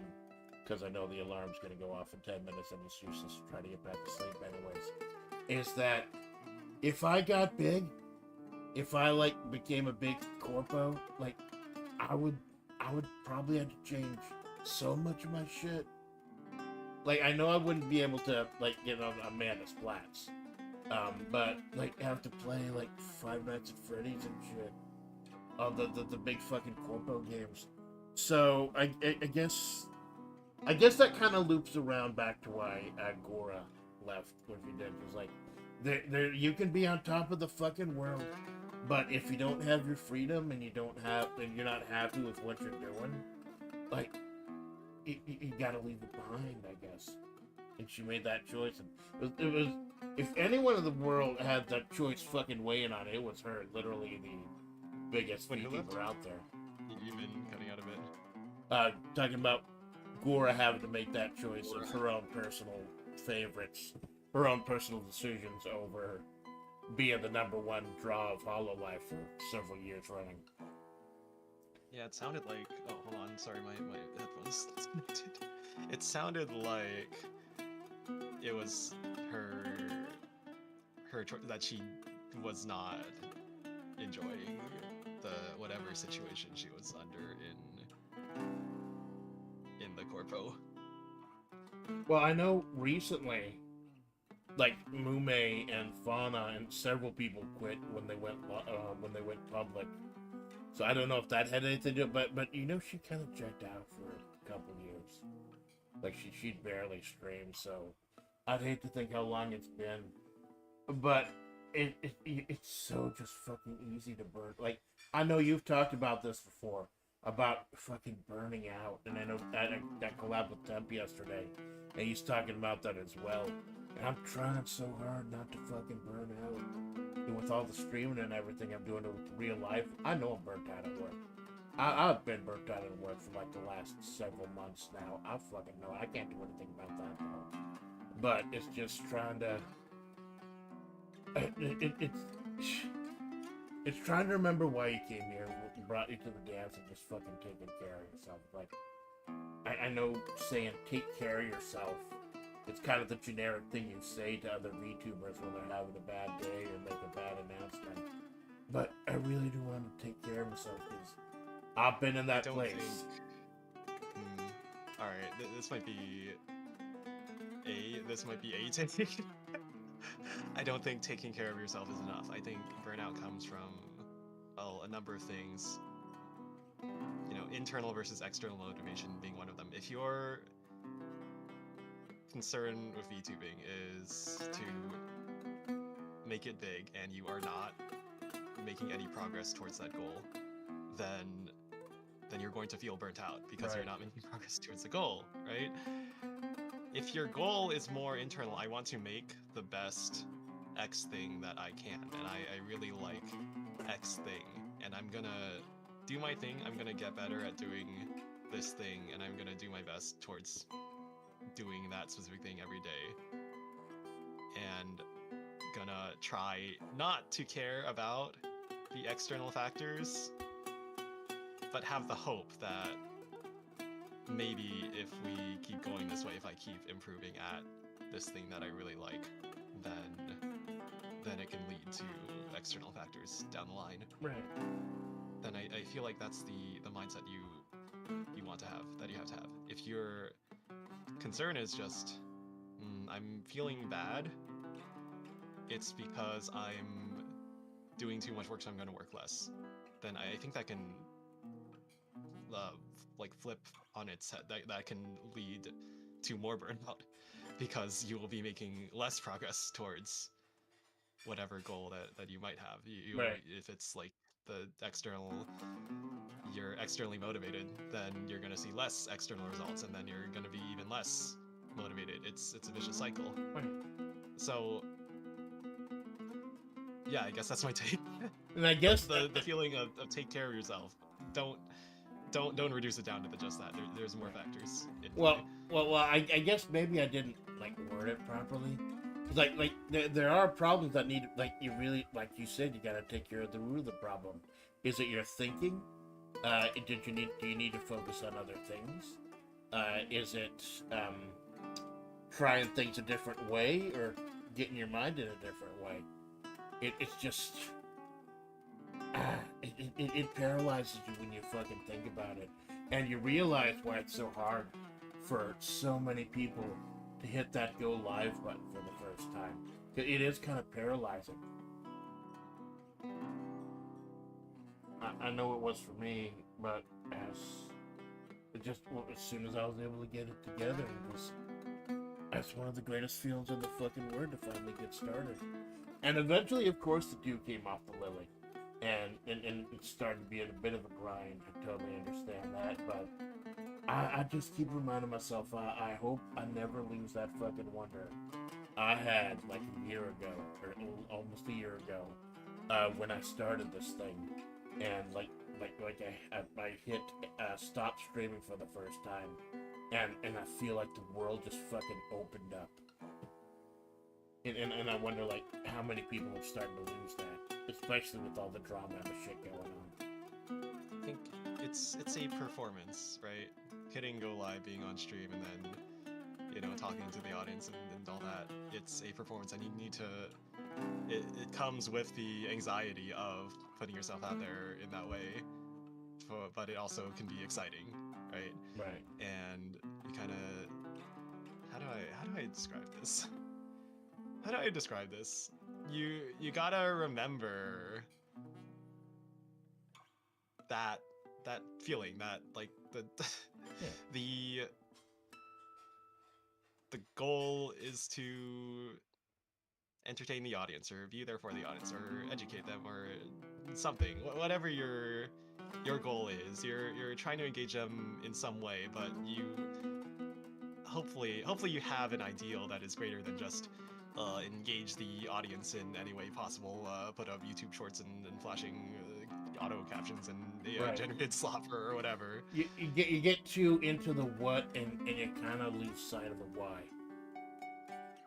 That's I've seen what videos of people discussing that whole idea that modern YouTube and modern entertainment videos and all this, it's like the algorithm rewards whatever grabs people's attention the most, and so it sort of generates into, we're gonna make slop we're gonna make whatever the heck grabs people's attentions with no thought towards that's why you see the fucking hundreds of thousands of channels in some way with the sad cat gore stories and the fucking cautionary tales and shit. Yeah, and then on the viewer's side too, right? Then I feel like we should be encouraging people more to think more carefully about, is this worth watching?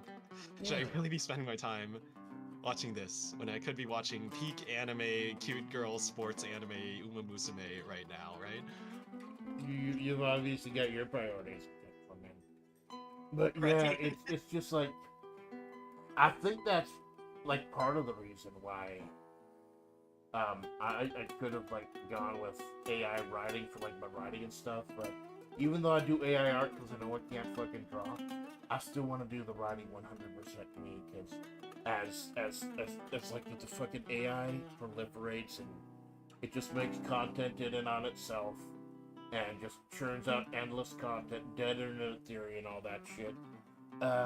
If I can show people what I love to do, what I actually do, and what I've been doing for years before I streamed, then at least, if I fail, then it's not gonna be failing because I didn't fucking try my hardest, and it's just could be one of 1,000 other factors. But at least I'll know, like, in my heart, I fucking went for it. I've been thinking more about, I guess, entertainment as a whole, and I guess the art form of VTubing and anime in general, about how it's all linked together. About, yeah, you have to consider the product as a whole in the audience's eye. And I guess I've been trying to reconnect with my inner, like, anime fan and just feel what you know makes me excited about anime, what I find, my intuition of entertainment. Because I think these are some, like, very universal things that are hard to put into words, but it's simple. It's not easy, but it's simple Right. in terms of what people like, or what I like, or even what you personally like or find entertaining. And one of the good things, one of the few good things about the VTuber boom and having literally hundreds of thousands of VTubers at once is that if you look hard enough, even if you just look at flavor, there's so many varied talents. If you look hard enough, you're gonna find something that resonates with you. And if you don't, it's easier than ever to, like, make a PNG and download OBS and make summon up a little courage, however you prefer to, and just go at it. Like, I'm not gonna shill anyone, but one of my viewers actually recently started streaming himself, and I was really happy to see that. And make stuff. Hell yeah. And then make better stuff. And make stuff first, so you can make better stuff in the future. And I know I'm a lot vocal, and I'm sorry if I've bugged any of my mutuals about this. I know you're not going to say anything about it. I'm a lot more vocal in people's chats, other flavor chats than others.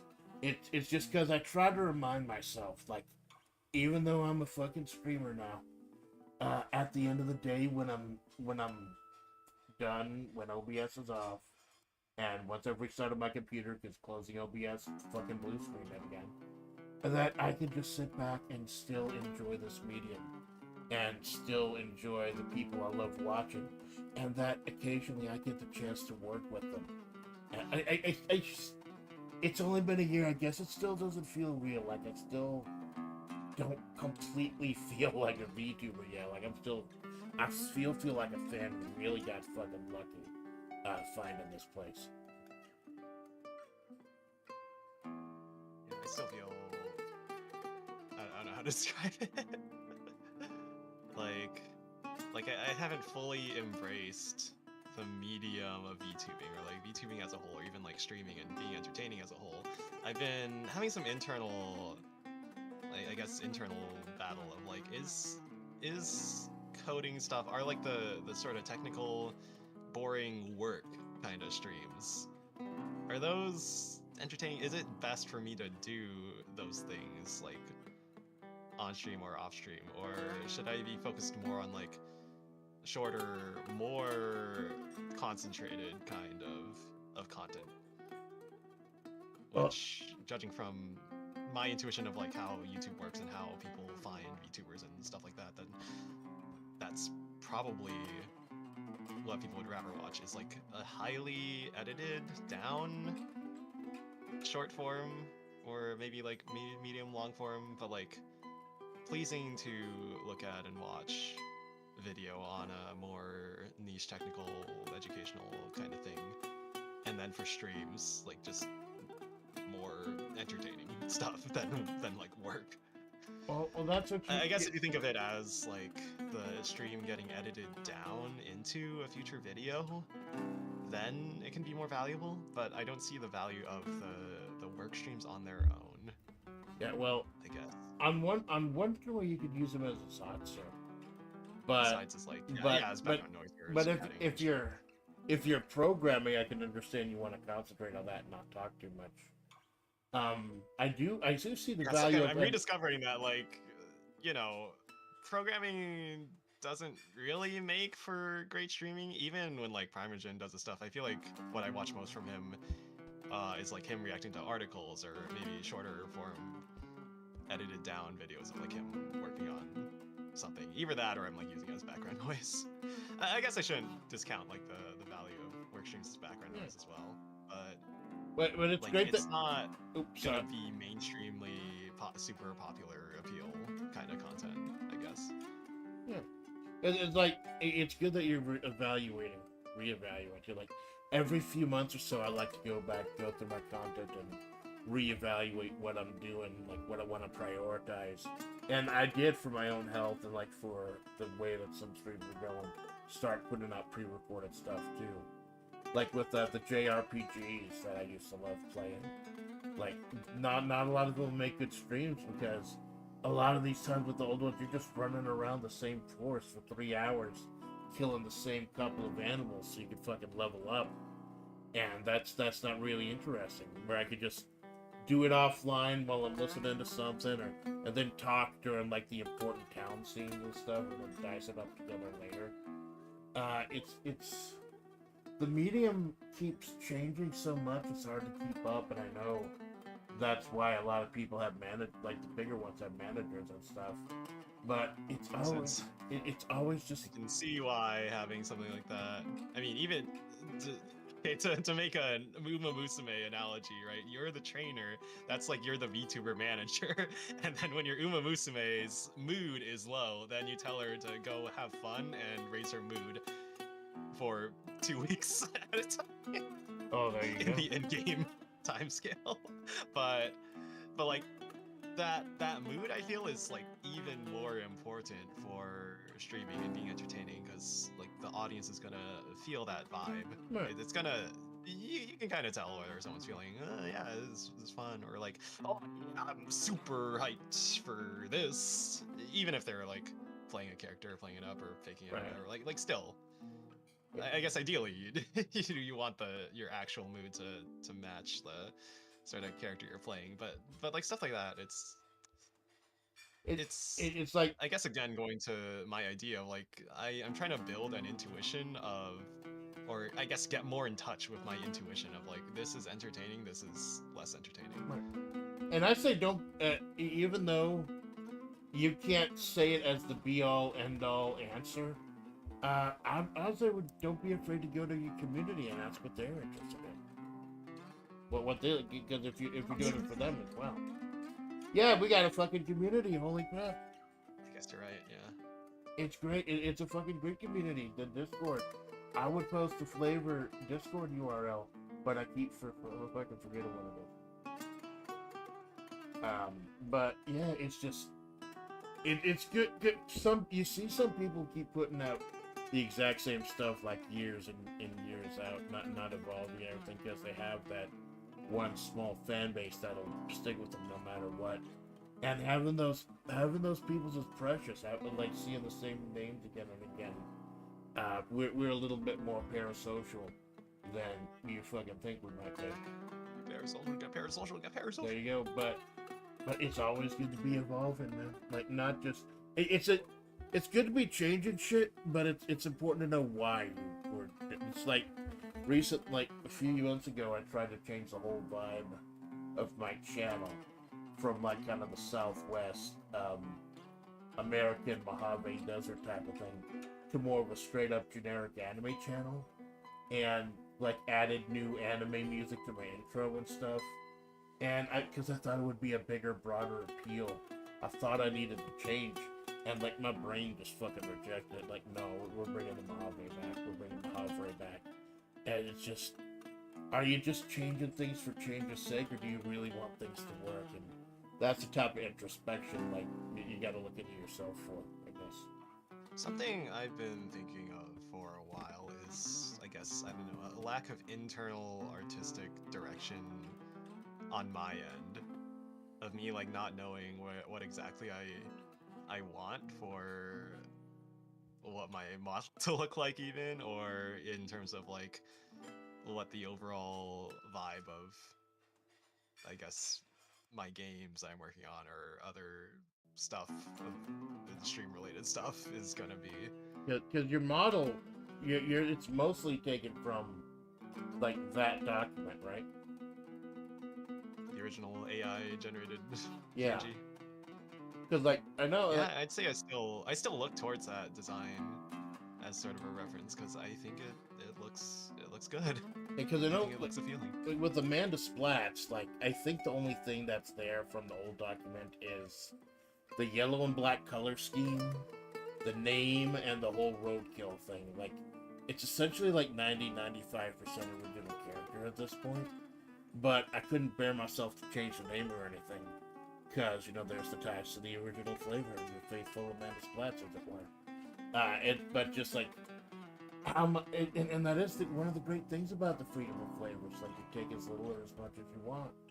But yeah, it's really up to you. I didn't even have a name. I made it up.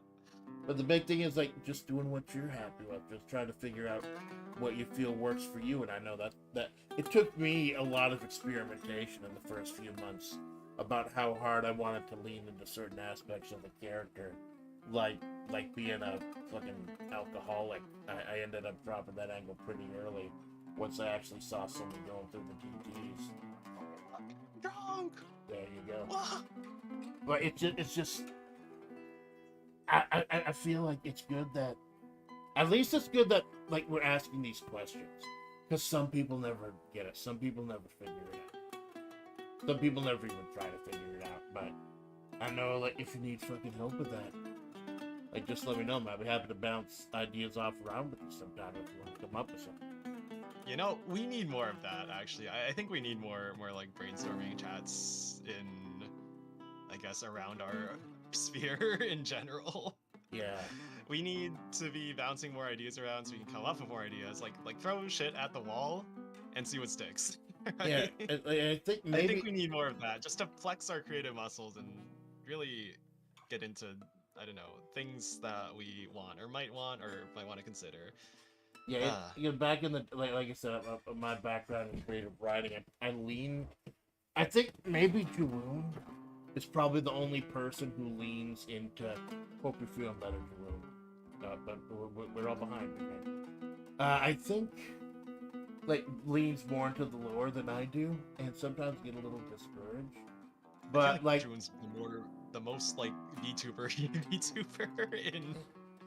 in the flavor sphere, kind of. But like if I can bring that different perspective, and if anyone wants to discuss, like I've been helping Salty out here and there, with his like changes and everything. Like I didn't tell him to go get tits, but we talked about other things. He got the tits on his own.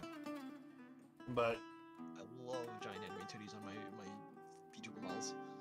well, his is still a guy though. Makes him a little weird. Parentheses man. Yeah.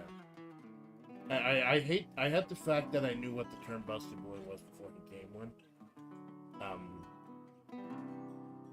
Although like Could you say that again? The term what? It's fine. But like for example with the You actually cut out on Discord for me, so I didn't hear. Busty boys. Boys. You disappeared for a couple seconds. Must be Discord fucking I saw up. that, yeah. But like I know with Amanda Splatts, like originally doing with the 90s anime persona, the gritty OVAs and shit. Originally Amanda was gonna be androgynous. But some of my early thumbnails and stuff, I'm like, okay, I look better with tits. Let's fucking go. And I've never looked back since. Cause that's all. We've just been bullshitting for 2 hours. It's all about the tits. If you take nothing away from this conversation we've had, that's yeah, the intuition for things that are entertaining for me is all just about anime titties. That's why Dead or Alive is the most popular fighting game series in the world right now. Totally. Oh man. Yeah, but no, you gotta find your own thing that you like. And so I feel like I've been trying to pay more attention to art as a whole, like the visual arts as well, and think about how these sorts of multiple artistic mediums sort of interact with each other, and there's like what's the word? There's skill transfer. There is transferable knowledge between, I guess, anything that is meant to be entertaining, and I'm trying to understand what that is, or at least build some kind of intuition, even if I can't put it into words, of what that is and what I want for it. And then like being able to appreciate art and stuff like that as something past like just assets for games and things, like appreciate the art and stuff on its own. That's why I like JFT Jafuki, what's her name, Rodden of with the HoloLive offshoot where they're all humans. Because Rodden actually does like art history and stuff like paintings and things like that. Yeah, I've seen some clips. It is just so different, man. It's like, it's cool design. Yeah, and that's another one of the things that I about her overcoming a smoking habit.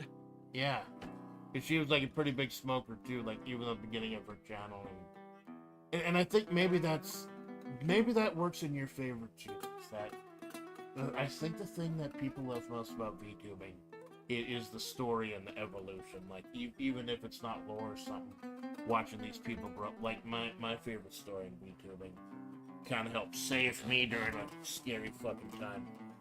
For a year or so after the pandemic, I couldn't see my family because of the nature of my job, and it was the first like Christmas I've had without them in a long fucking time. And one of the things I was watching Kiryu Coco, she'd occasionally have like karaoke's here and there, but she'd be too scared to actually sing with anyone. And then on fucking Christmas, she and Hachima got together and actually did a karaoke stream together. And it was the most heartwarming thing in the fucking world. That's so nice. Just for me, yeah. For me, I think the story I always think back to is Suisei, about going from indie and being the only indie to join HoloLive and keep her model and get her persona and get a new design. And become like a cracked singer. Oh, and she has more than fucking made her mark. Like, I'm a huge ASCII fan, but I have nothing but respect for Suisei also. Like, holy shit. Respectable. Respect. Oh, yeah. And she'd get amazing it's the idol culture.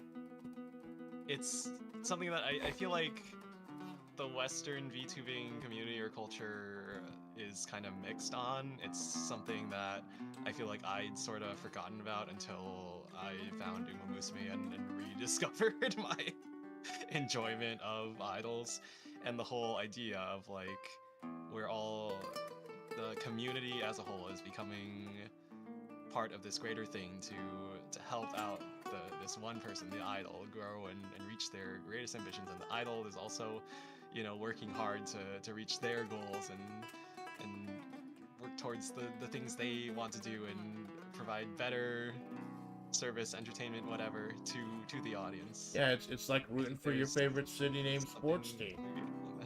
Yeah, it's sports. It's sports. Yeah. This is why Uma Musume is so genius. It's sports plus idols. Yeah. It's perfect. It's like we are the players, but we're nothing without the fans.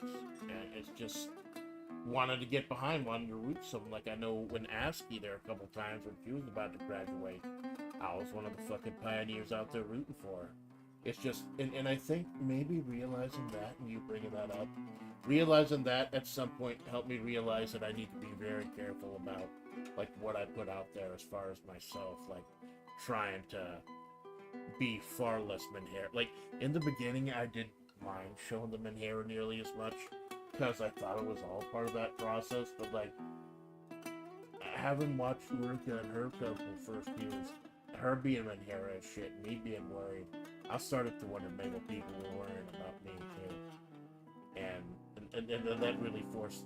It goes back to VTube and making you a better person, wanting to be a better person for the people out there.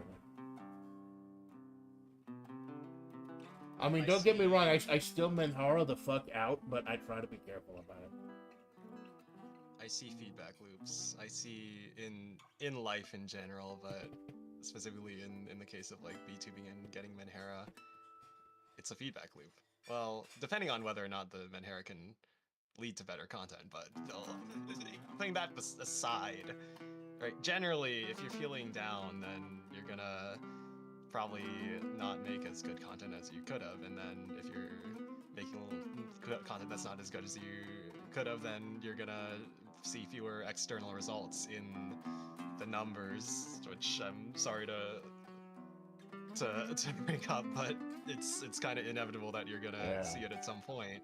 I said it at And the oops, sorry. it ruins your mood further, and you get into a negative feedback loop. And then on the other side of that, you see good results, and then you feel more motivated, and then you make more interesting, more fun, excited content, and then you get better results, and it's a feedback loop again. Yeah, it's just like kind of like a lot of roguelikes. it's like that. Life is just like video game. Life is like a video game. No wonder my life is running so fucking slow. I need to get off my potato life. But yeah, you need to fight an elite and get a relic, and then use that relic to fight more elites. I'm a hag. I'm an old fucking relic as it is. But I know it sounds like that's why I talk about like Fire Pro Wrestling World, the wrestling simulator, saving my channel and kind of saving my sanity, because for years I was literally playing that at home with nobody watching, simulating out federations and stuff for my own entertainment. So the fact that there are people who like what I've been doing even when nobody was watching, and I'm getting a fan base for that, regardless of how big or how small it may be, that kind of helps keep me going too. Like I could play big name games like Balatro and Left 4 Dead and shit, but I can also get a fan base of people who like what I'm doing. And if I and as a human being, what I like can change. And like with you, what you think my priorities might be changing, what you think might be interesting to put out there, and we have the freedom to do that. We have the freedom to change that, and it's just a whole fucking process. Infinite potential waiting. You just have to experiment and discover it. Hell yeah, and FlaVR is a great place to fucking start. In other words, to fuck around and find out.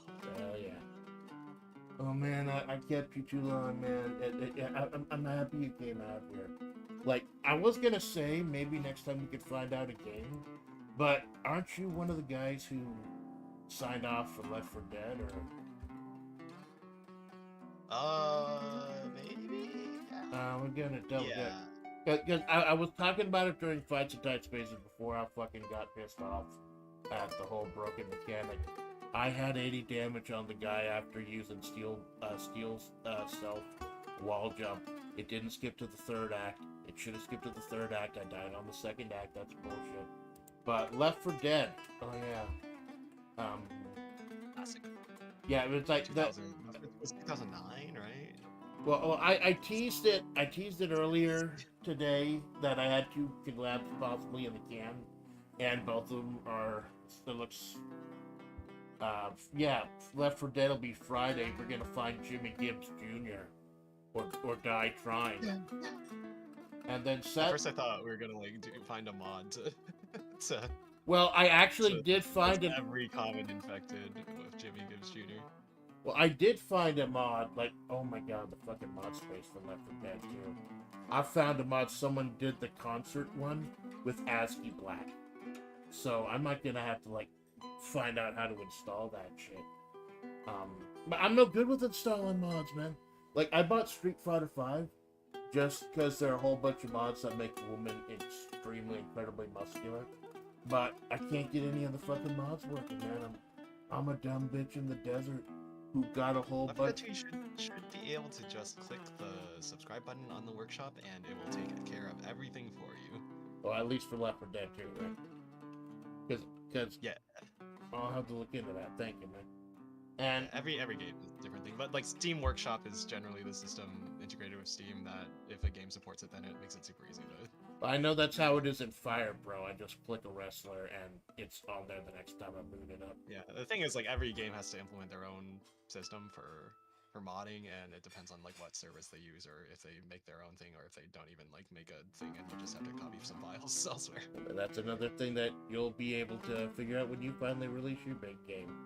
Technology. With VTubers and beautiful pink donuts with sprinkles. So, I can't get over how good those fucking donuts are. I want to get I'm gonna cut this short so we can get a fucking donut, man. You want donut? Yeah. Hell Here, fucking I'll yeah, copy baby. and paste the digital file. Oh yeah, email and me that send it fucking to you. donut, and I I'm gonna will. download a donut. I got a USB with a picture of a cup of coffee on it. I'm set for the fucking night. Yeah. Hey, Clank, and thank you for stopping by. Darren, hello, thank you for stopping by. Lurkers, VOD Watcher, Second Screen Saints. I will do this again, man. And I'm sorry. Thank you, Palademon. Thank you, Clinker. Thank you, Trinity. And I'm sorry it's been so fucking long, man. It's just blame my work wagey schedule and not my heart, man. We definitely want to do this No again soon. worries. It's totally fine. And anything you wanna push before we go for the night, man? Don't take dumb Twitter arguments too seriously. Oh, and subscribe to Neopolite on YouTube. Yeah, okay, bye. Okay. There you go, fuck yeah. And faithful Amanda Splatts. This is the Amanda Splatts project. I remember you like to leave like this. Y'all have a good night. Annie waddle away, waddle waddle. Annie waddle away. Got any grapes?